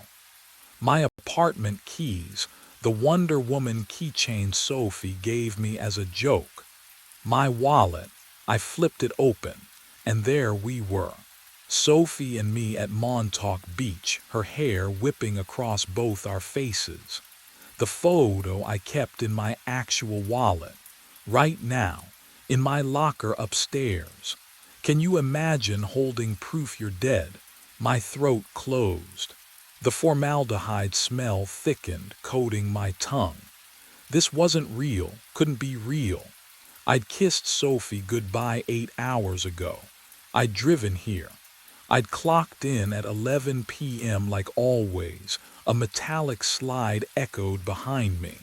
I spun around. Drawer 12. I froze. That drawer had been empty. I'd inventoried the cold storage at midnight, logged every occupant. 12 had been vacant, but now it hung open 6 inches, waiting. My legs moved without permission. Each step toward that drawer felt like wading through cold water. The temperature gauge on the wall read 38 degrees, but my breath didn't fog. Wrong. That detail was wrong. I grabbed the handle. The metal burned ice against my palm. Pulled. The same face. The same scar above the left eyebrow. The same guitar calluses I'd built over 15 years. But the tag made my stomach drop through the floor. Date of death. 3 weeks ago. I staggered backward 3 weeks. I'd worked every night shift for the past 3 weeks. I would have seen this body. I would have logged it, processed it, stored it. Wouldn't I? The fluorescent lights flickered once. Twice. In that half-second of darkness, I heard it. Another drawer sliding open somewhere deeper in the cold storage room. And I realized with creeping horror how many drawers I hadn't checked tonight. Metal scraped against metal. Another drawer, sliding open on its own. I spun toward the sound. Drawer 17. The steel face yawned wide, exhaling cold air that stank of formaldehyde and something underneath, copper, fresh and wet. Inside lay another me. Same scar above the eyebrow, same calloused fingertips. The tag read September 14th, 4 months ago. Before I could move, drawer 23 opened. Then 8, then 30, then 5. Each one groaning on its track, each one revealing the same face, the same body, the same wedding ring catching the fluorescent light. I counted. 7 drawers, 7 bodies. 7 versions of Ethan Burke, tagged and logged across 6 months like some obscene inventory. The newest, drawer 12, the one I just opened, had died yesterday, Tuesday. The cut on its temple still looked fresh, too fresh. My hands shook as I checked the tags again. October 9th, September 27th, August 3rd, July 16th, June 30th, May 11th, and then I saw it, drawer 4, open, empty. The tag read today's date, Wednesday, October 23rd. What would you do? Stand there and wait to see what fills it? I ran. Shoes slapping tile, breath ragged in my throat. The elevator was 15 feet away. I slammed my palm against the button. Nothing, no light. No mechanical hum from the shaft. I hit it again. Dead, the stairwell. I pivoted, crashed through the door. It stopped after 6 inches. Chain rattling on the other side. Locked. From the outside, the fluorescent lights above me flickered once. Twice. The hum deepened to something that vibrated in my teeth. Behind me, I heard the sound of something shifting in drawer 4. Metal scraped against metal. The sound came from everywhere at once. 7 drawers sliding open in perfect unison. I pressed my back against the wall, ice spreading through my chest. The refrigerated units yawned wide and my bodies moved. They sat upright, sat up like waking from sleep. Legs swung down slowly, heels thumping against the drawer fronts. 7 identical movements. 7 copies of me wearing the pale gray skin of the dead. Their eyes opened.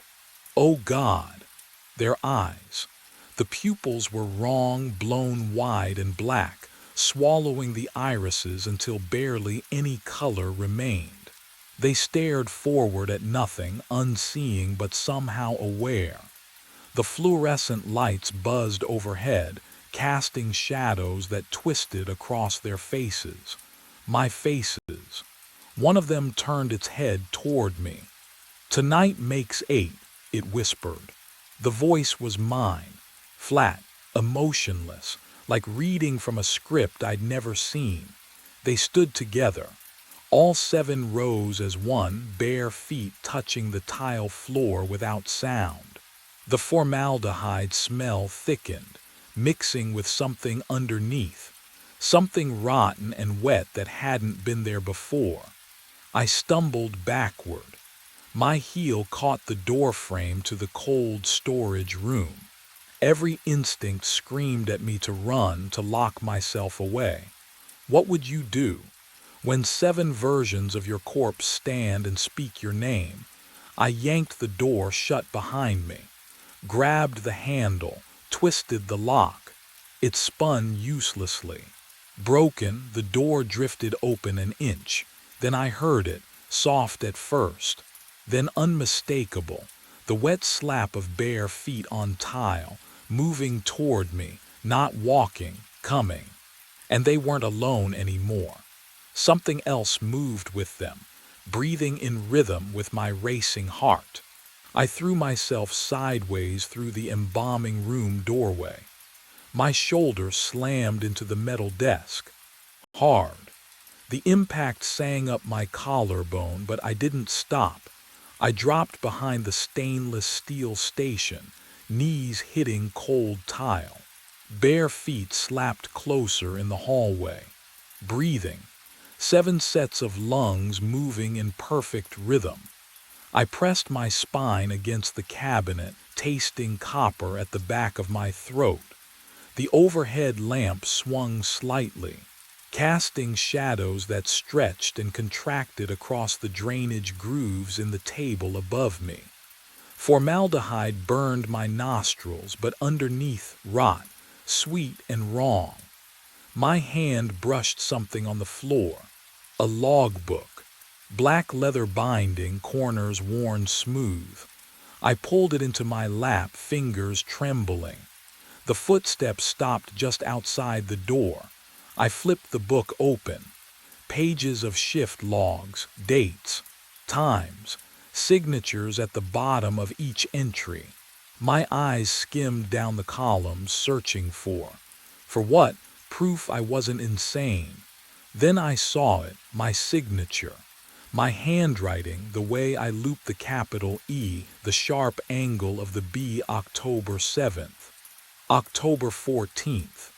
October 21st. Nights I don't remember. Nights I know I wasn't here because Sophie and I watched movies. We ate takeout. Oh God, had we. Paperclip to the back pages, 7 death certificates.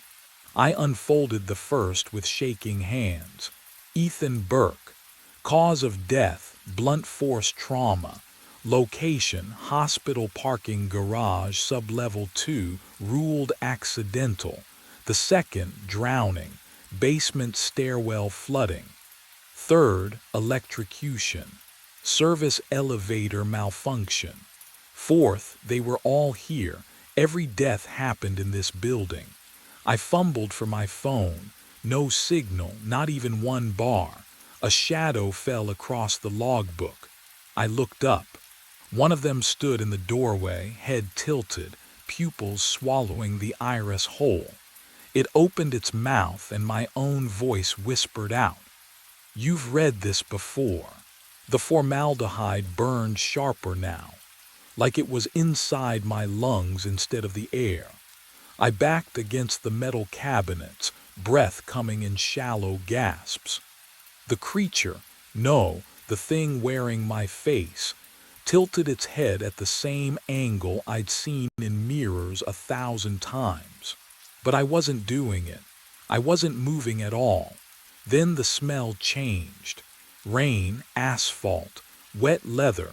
Oh God. The memory surfaced like a body rising from deep water, 6 months ago.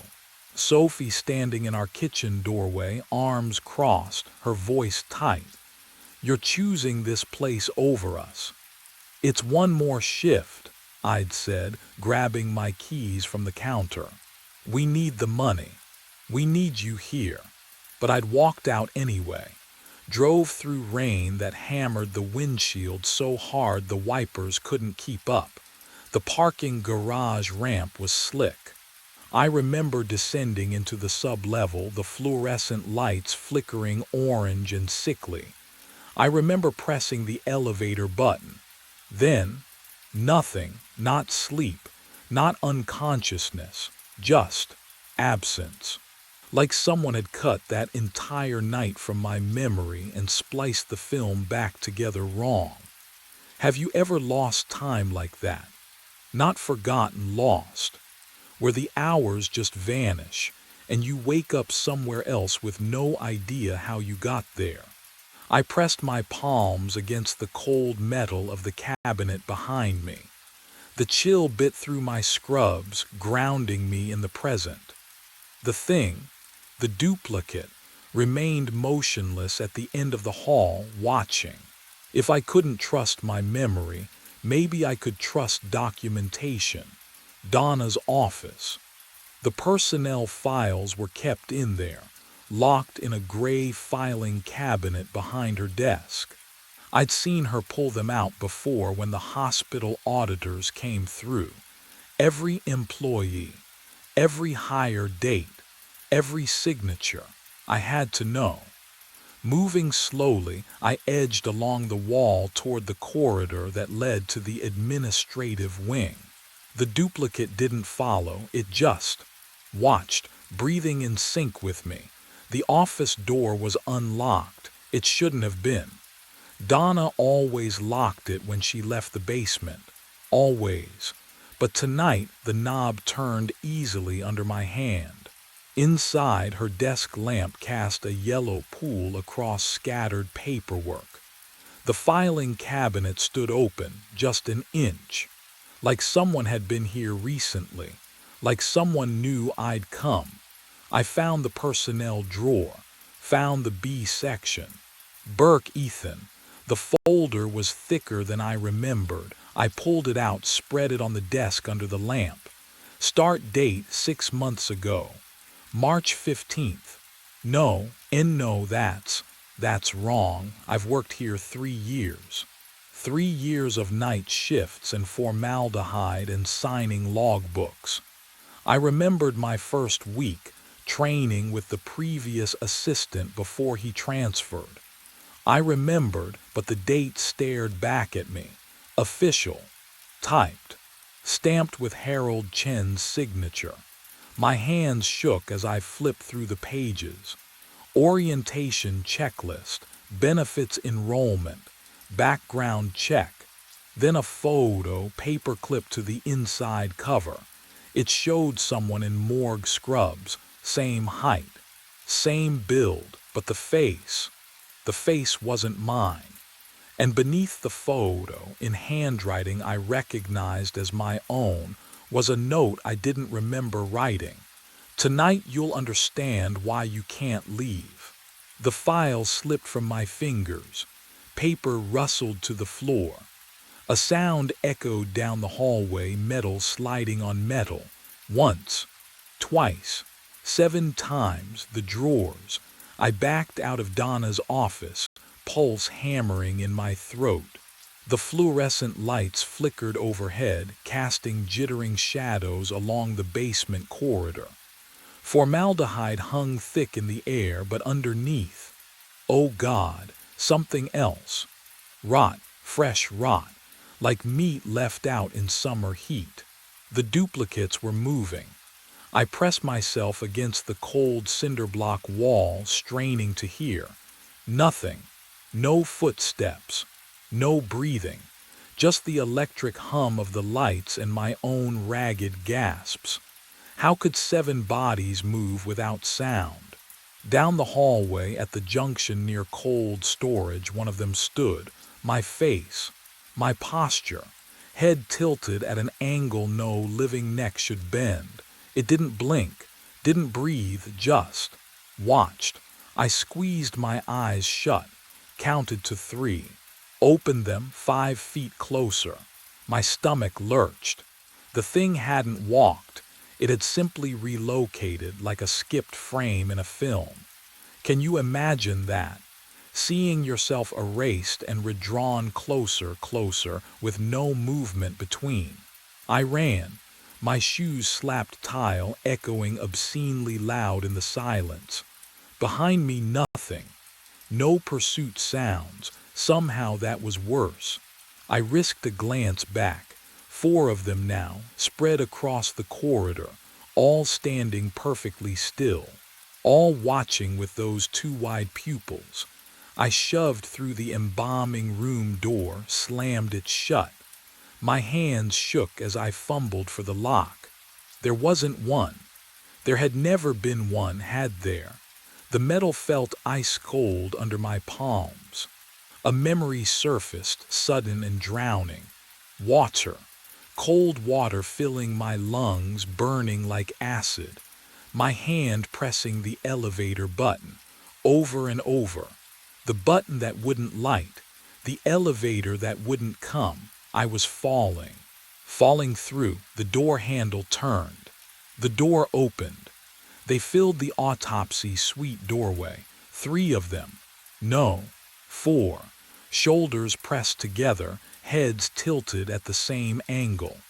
Their eyes reflected the overhead fluorescence like coins at the bottom of a well.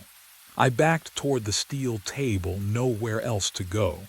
My hip struck the edge. The cold metal burned through my scrubs. The polished cabinet doors behind the sink caught my reflection. I saw myself standing there, chest heaving, face pale. And, oh God, my shirt had ridden up. A thin red line traced from my sternum to my navel, barely healed. The edges still pink and puckered. A Y incision scar. Can you imagine looking down and seeing proof that you've already been opened, already been emptied? My hands trembled as I touched it. The skin felt wrong, too smooth, like melted wax. I've embalmed hundreds of bodies. I know what that scar means. The duplicates moved closer, not walking, just closer. Their bare feet made no sound on the tile, but I heard their breathing, all in perfect unison. Inhale, hold, exhale. They formed a circle around me. The formaldehyde smell thickened, mixed with something underneath, copper and spoiled meat. One of them stood directly in front of me now, close enough that I felt the cold radiating from its skin. But no breath touched my face. Its mouth opened. My voice came out. You died 6 months ago in the parking garage. The words hit like fists. I shook my head. No, that's not. Every night you forget. Another one spoke. Same inflection, same pitch. Every night you discover us. They stepped closer. The circle tightened. Every night ends the same. Their hands reached toward me. Fingers rigid, skin the color of freezer-burned meat. You cannot leave what you never left. The lights flickered, and in that strobing darkness, I saw what stood behind them in the hallway. My phone buzzed against my hip. 7 a.m., end of shift. The duplicates didn't stop. They reached for me, fingers outstretched, skin the color of freezer burn. Their touch landed on my shoulders, my chest, my face. Ice, not cold, ice. like someone pressed my cheek against the morgue drawer for hours. I tried to jerk away, but my legs wouldn't answer. Their grip tightened. No, the floor vanished. I fell backward into nothing.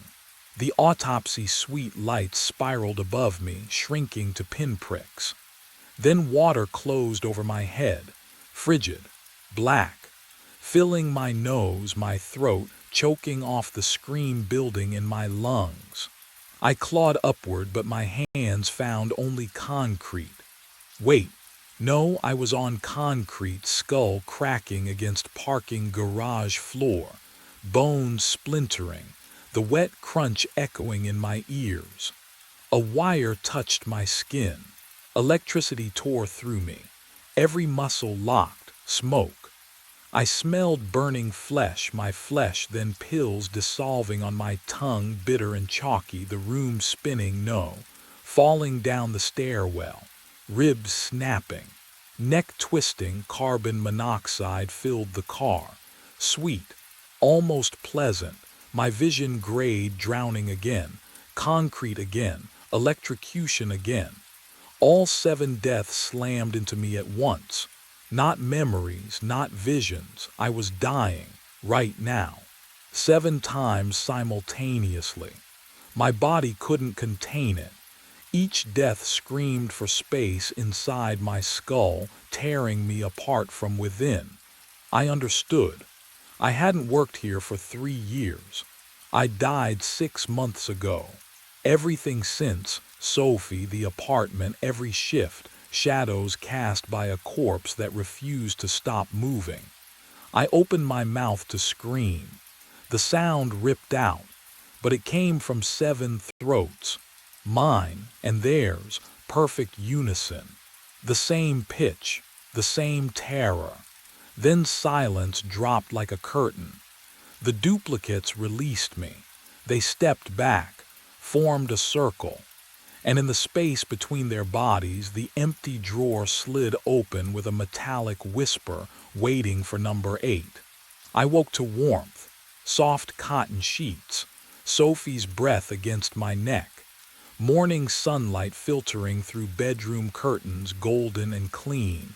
No formaldehyde, no fluorescent hum, just home. She stirred beside me, lifted her head. You were talking in your sleep again. Her lips brushed my forehead, warm and real. I exhaled, a shuddering, grateful breath. A nightmare, just a nightmare. Coffee, she pressed a mug into my hands. I brought it to my lips. Cold. Not lukewarm, cold, like it had been sitting for hours. I looked up. Sophie smiled, but the morning light behind her seemed flat, too bright, too still. You okay? She asked. Yeah, I'm. Her left hand rested on my shoulder. The wedding band caught the light, gold glinting on her right hand, the wrong hand. We'd been married 6 years and she'd never switched it, not once. My throat tightened. Sophie, you should get ready, she said. Don't want to be late. Late. It was morning. I glanced at my phone on the nightstand. The screen glowed. 11 p.m. My alarm buzzed sharp, mechanical. Time to go to work. I stood, legs unsteady. The bedroom door was ahead, familiar white paint and brass handle. I reached for it, turned the knob. Fluorescent light spilled through. Not the hallway to our living room. Not the narrow apartment corridor with wedding photos on the wall. A long, sterile hallway, white tile, buzzing overhead lights. The smell hit me, antiseptic and formaldehyde. I turned back. Sophie sat on the bed, hands folded, watching, waiting. Time to go to work, she said again. Her voice was mine. The hallway stretched ahead, cold, endless. And I understood, finally, there would be no waking, no escape, only the shift, only the drawers, only the discovery, again and again and again. I stepped forward. The fluorescent lights flickered. Somewhere below, an empty drawer waited. It always would. Cold metal pressed against my cheek. I jerked awake. My breath fogged white in the air, thick and wrong. The hum, that constant electric hum that filled Save Mart every night. It was muffled here, distant. I pushed myself up. Concrete floor, steel walls, the meat freezer. How did I? A shopping cart stood beside me. Full. Milk, bread, frozen dinners, canned soup. All neatly arranged like someone had carefully selected each item. My hands were numb, fingertips bone white. I don't remember any of this. My phone buzzed in my pocket, the vibration sharp against my thigh. I fumbled it out with stiff fingers. 3:45 a.m. A text notification glowed on the screen. From me sent, 3:33 a.m. The message made my stomach drop. Stop trying to stay awake. I stared at the words. Read them again. The contact name said me. My own number. The freezer door groaned, a deep metallic shriek that shot through my skull. It was closing, slowly, the gap of light from the store narrowing. I grabbed the cart, shoved it forward, but the wheel caught on something and the cold was pouring off the back wall like water, not the normal freezer cold. This was heavier, older. Behind the hanging beef carcasses, something stood in the corner. No, not something, someone. I pushed past the frozen meat, the plastic crinkled under my hands, slick and yielding. The smell hit me then, not rot, worse, the absence of smell, sterile, preserved, a body, frozen solid, eyes open, mouth slack, wearing a Save Mart uniform. The name tag read Mitchell Crane, but the face, oh God, the face was mine. 2 weeks before I found myself in that freezer, the night shift felt almost normal. Almost. The fluorescent lights hummed their constant song, a low buzz that burrowed into my skull around hour 3. I worked alone, 10 p.m. to 6 a.m., restocking shelves in aisles that stretched longer than they should. The store was empty, always empty. Just me and the hum and the cold air pouring from the refrigerated sections. I'd taken the job because I couldn't sleep anyway. Insomnia had chewed through my life for years, leaving me hollow-eyed and functional. Why waste the dark hours staring at my ceiling when I could get paid to stack cereal boxes? The work was mindless. Scan, stock, repeat. My hands moved on autopilot while my brain drifted somewhere else. That's when the morning crew started complaining. Shay Palmer found the first cart. Tuesday morning, 6:15 a.m., sitting in the middle of aisle 7. Fully loaded. Milk, bread, canned soup, pasta, all neatly arranged. No receipt, no customer. You see anyone? She asked me, her voice friendly but careful. No one comes in at night, she nodded slowly. Weird. Wednesday, another cart. Thursday, 2 more. The inventory reports showed the missing items. Scanned, paid for. But the registers stayed dark all night and I never saw a soul. Gary Hoffman called me into his office Friday morning, his face pale under the flickering break room lights. Jordan.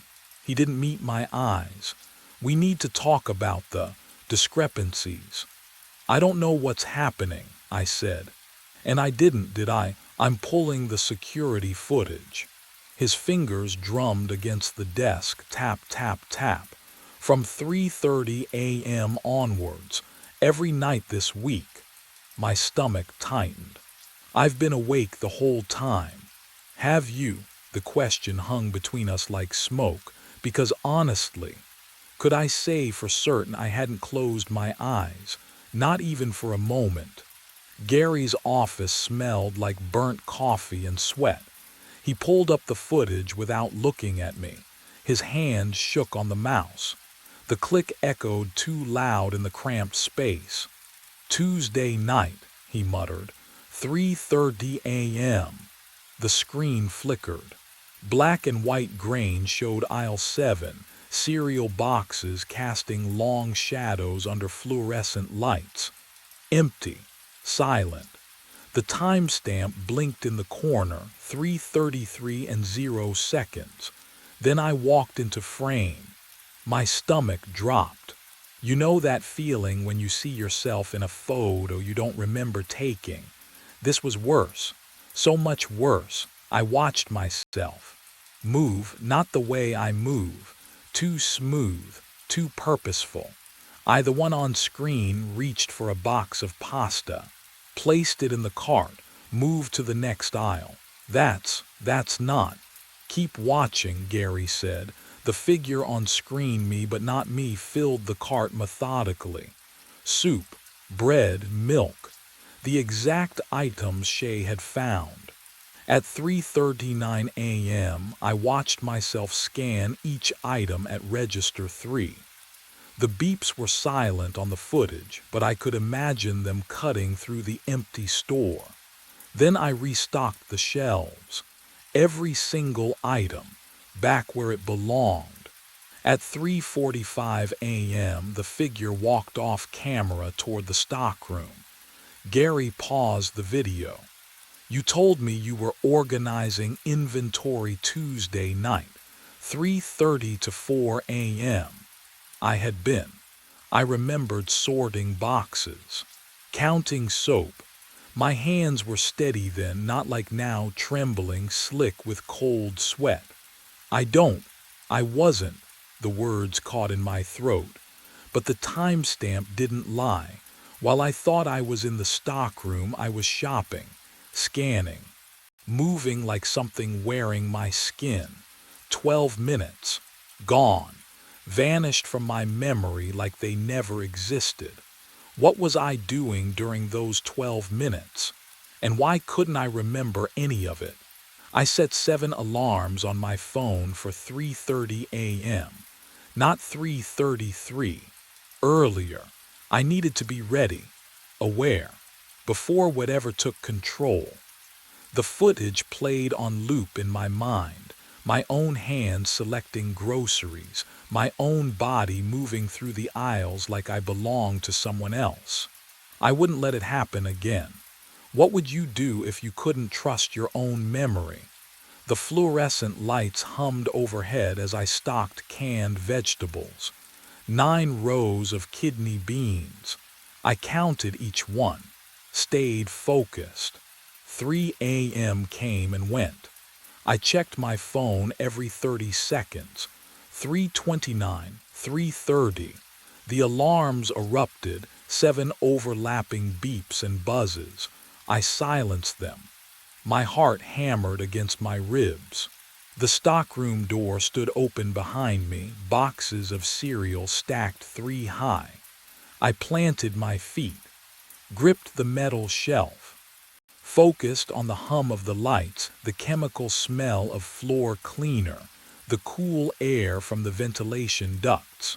3:31. Dizziness rolled through my skull like a wave. No, I blinked hard.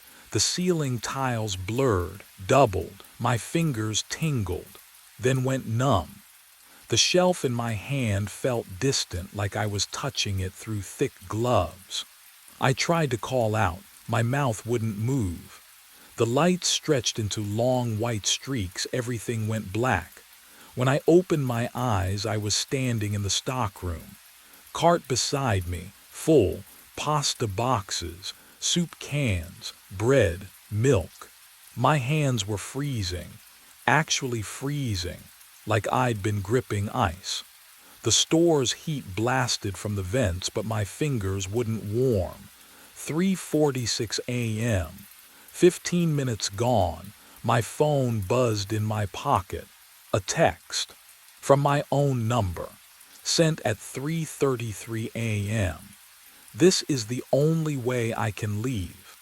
The meat freezer's compressor kicked on somewhere in the distance, a low mechanical groan that made my breath catch. Who had my phone during those 12 minutes? Another text arrived before I could look away from the screen. I've been dead in the freezer since 2019, behind the meat section. Let me have my 12 minutes. My hands went numb. The phone felt slick, wet. I exhaled and watched my breath fog in the air. The store was heated, always 72 degrees. My breath shouldn't be visible. I turned slowly toward the back of the store, past the cereal aisle, past the dairy coolers humming their monotonous drone. The fluorescent lights stretched long shadows across the linoleum, and at the far end, near the butcher counter, the meat freezer door stood open. Just a crack, enough to see darkness beyond. Would you walk toward it? Knowing what the text said, I did. Each step felt heavier than the last, my sneakers squeaking against the floor. The air grew colder the closer I came, impossible but undeniable. The smell hit me next. Copper. Meat, something sterile and ancient like a hospital mixed with rot. The freezer door's rubber seal had peeled back, wet with condensation. I pressed my palm against the metal handle. Ice cold. My fingers stuck slightly when I pulled the door wider. Inside, hanging beef swayed on hooks. The plastic wrap crinkled in the freezer's motorized hum. I pushed past the first row, shoulders brushing against frozen meat. Then the second row. My phone's screen lit my path, a pale blue glow reflecting off frost-covered walls. At the back corner behind the largest side of beef I saw it, a body, frozen solid, eyes open, skin gray with ice crystals, wearing a Save Mart uniform, faded, old style, the logo from years ago, wearing my face. My phone buzzed in my hand. Another text arriving from my own number, but I couldn't look away from those open, frozen eyes staring back at me. My phone buzzed again. The sound echoed off the freezer walls, off the frozen meat, off my own dead face staring back at me. The text glowed in the dim light. Don't look at me. Just let me shop. 6 more years and I can leave. I stumbled backward. My shoulder hit the metal door frame. The cold bit through my shirt, sharp and real. This wasn't a hallucination. This wasn't exhaustion, but 6 more years I ran. Past the checkout lanes, past the humming registers, straight to Gary's office. The door was locked, of course it was, but the filing cabinet wasn't. My hands shook as I yanked open the drawer labeled Personnel, 2015 to 2020. The fluorescent light above me buzzed and flickered. The smell of old paper and stale coffee filled my nose as I rifled through folders. Ellis, Jordan, my file, hired 3 weeks ago.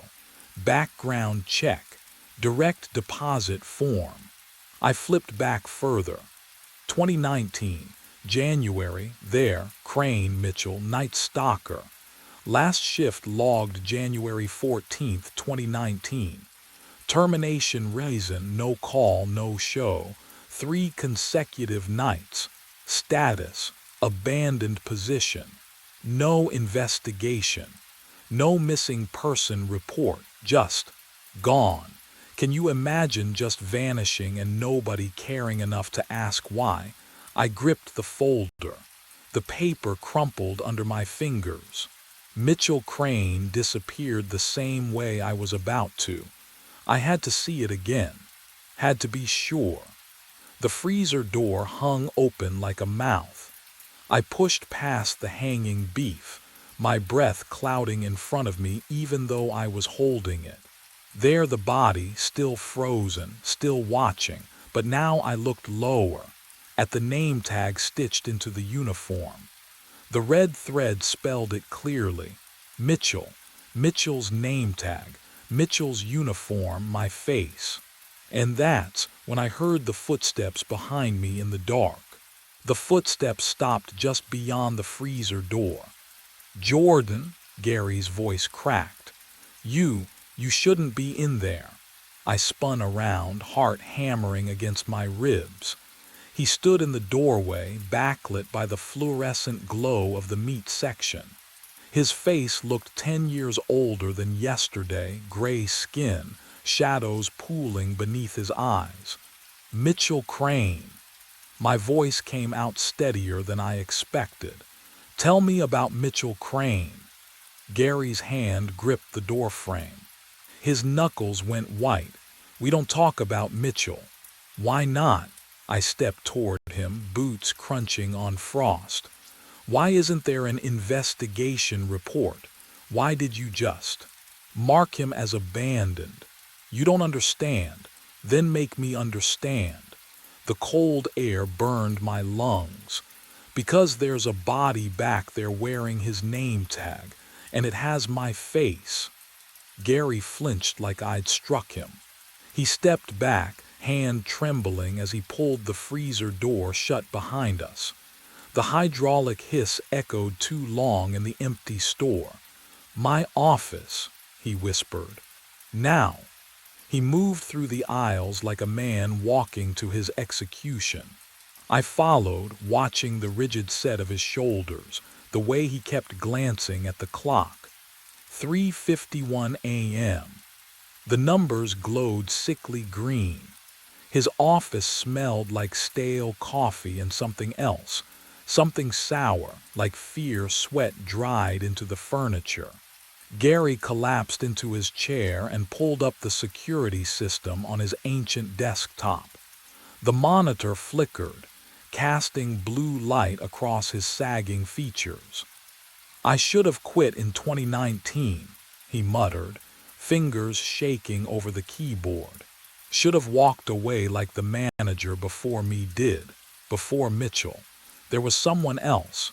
Gary pulled up archived footage. January 7th, 2019. The timestamp read 3:33 a.m. On screen, a young man walked the aisles. Dark hair, hollow eyes. He moved like a sleepwalker, filling a shopping cart with items, cereal, canned soup, frozen dinners. The cart overflowed. He scanned each item at register 7. Then he restocked everything, precise and mechanical, before returning to the stockroom. "That's Mitchell," Gary said. His voice had gone flat, dead. "Every night for 2 months. Same routine. 3:33 to 3:45. 12 minutes exactly." The footage quality was poor, grainy, but I could see Mitchell's expression. Vacant, absent, like watching a puppet with cut strings still trying to dance. "He told me he was blacking out," Gary continued. "Said he'd find carts he didn't remember filling. I told him he was just tired, overworked." He laughed, a bitter, broken sound. "Then one morning he didn't clock out, didn't leave. We searched everywhere. Except the freezer." Gary's silence was answer enough. He scrolled further back in the archives. 2013. Different footage, same store. Another night worker. A woman this time, red hair pulled into a ponytail. She walked the aisles at 3:33 a.m., filling a cart, scanning items, restocking. The exact same movements. "Before Mitchell, there was Rebecca Torres," Gary said. "Before her, I don't know. The manager before me kept his mouth shut. Just handed me the keys and said, 'Don't hire anyone for nights if you can avoid it.' My mouth went dry. "How long between them?" Gary met my eyes. The look there made my stomach drop. 6 years, he whispered. Rebecca vanished February 2013. Mitchell vanished January 2019. He checked the calendar on his desk. You started 2 weeks ago. February 20th, 2025. 6 years. The number echoed in my skull. They all claimed they saw themselves, Gary continued, voice barely audible. Rebecca told me she found her own body in the freezer.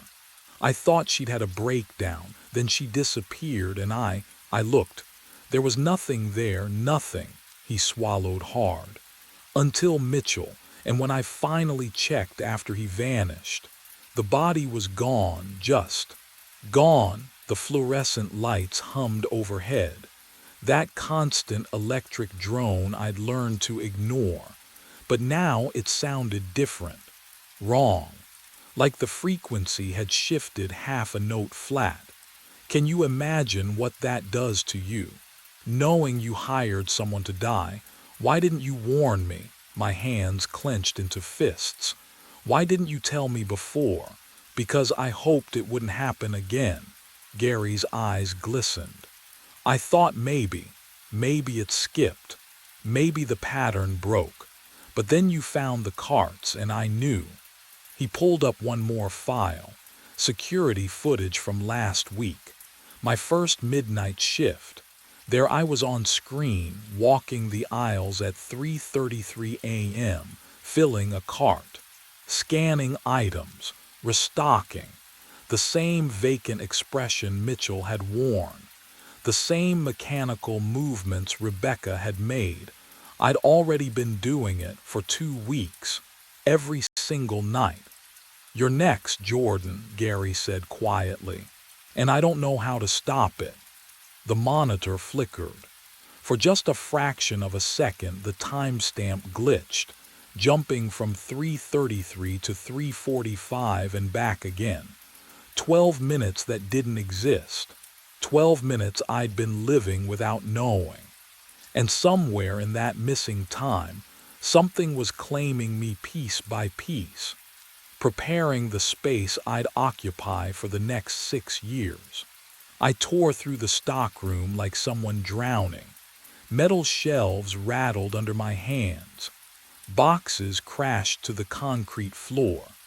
Dust swirled in the flickering fluorescent light, coating my throat with the taste of abandonment. Mitchell had to have left something. A note, a warning, anything. Gary said they boxed up his belongings 6 years ago, never picked up, never claimed, but where? Where would they keep the ceiling vent? I dragged a ladder across the floor, climbed until my face pressed against the dusty grate. Cold air breathed against my cheek, carrying the chemical smell of freezer units running somewhere in the walls. My fingers pried at the metal slats.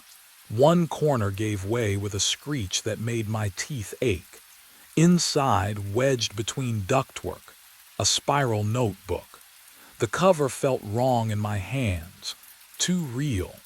The pages crinkled as I opened them and I saw Mitchell's handwriting, tight, panicked loops that grew worse with each entry. Day 43. I black out every 3:33 a.m. Can't stop it. Tried caffeine, tried pain, nothing works. My chest tightened. I kept reading. Day 67. I found my body. It's not me, it's the one before me. Rebecca's name tag. My face. How is that possible? The paper trembled, or maybe that was my hands. Day 89. The 12 minutes are all I have left. If I don't shop, I disappear completely. 6 years to pay the debt. The debt to the rest was scratched out. Black ink gouged through paper, except for one final line written in a different pen. Shaky, desperate. It's not the store, it's what lives in the cold. I'm not sleeping tonight. The break room door scrapes shut behind me. I shove a metal chair under the handle, then drag the vending machine, inch by grinding inch, until it blocks the entrance. My phone reads 3:21 a.m. 12 minutes, that's all I need to survive conscious. Coffee burns down my throat. The bitterness coats my tongue sharp enough to keep me tethered. I slap my face. Hard. The sting grounds me. The fluorescent lights above hum their constant electric lullaby, but I won't listen. 3:25. I pace. 4 steps to the wall, turn, 4 steps back. The clock on the wall ticks forward. But wait. Has it always ticked that slowly? Each second stretches, elastic and wrong. 3:28. My hands shake around the coffee mug. You can do this. Stay awake. Stay here. Mitchell couldn't, but maybe he didn't know what was coming. I know. I've read his last words. I've seen what waits in the cold. 3:29. The lights flicker. No. No. I slam my palm against the wall switch. Nothing happens. The fluorescents buzz louder, angry wasps trapped in glass. Then, darkness swallows everything. I scream or try to, my voice won't come. When the lights return a half second later, an hour, cold air shocks my lungs, the freezer, I'm standing in the freezer. Frost coats every surface. My breath blooms white. The shopping cart sits in front of me, full of items I don't remember selecting. My fingers grip the handle, already numb. The door swings shut with a heavy metallic groan. Behind the hanging beef, movement catches my eye. The body. My body, its head turns, slowly, deliberately. Frost cracks along its neck as those frozen eyes lock onto mine. Its mouth opens, ice crystals breaking from blue lips. Your turn.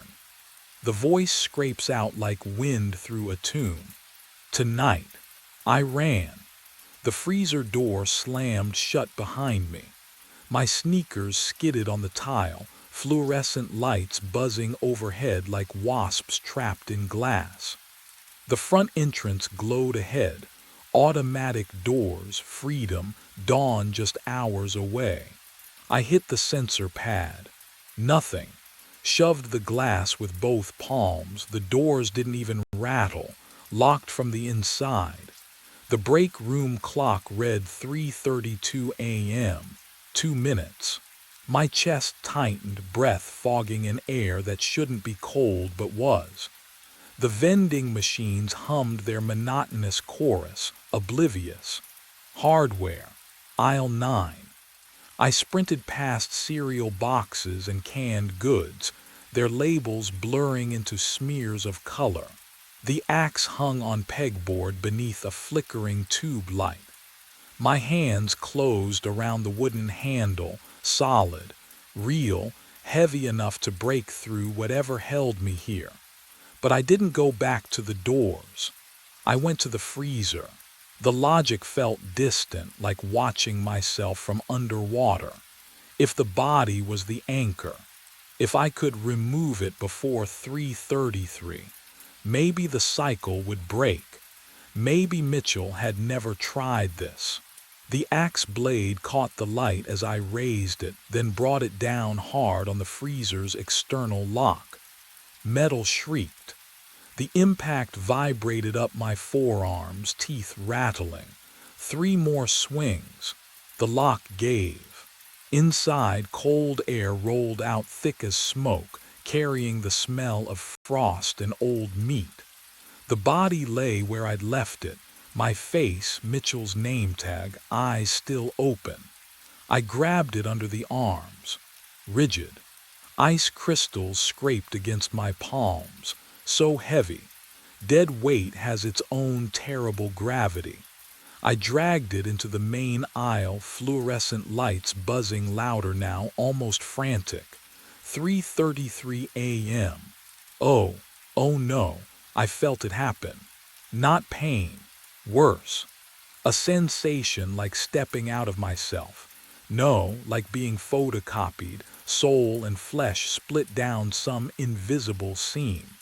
One version of me set down the frozen body and walked toward a shopping cart that hadn't been there a moment ago, hands reaching, eyes vacant.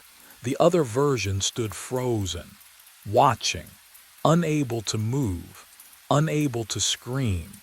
When Shay found me at 6:15 a.m., the freezer was empty.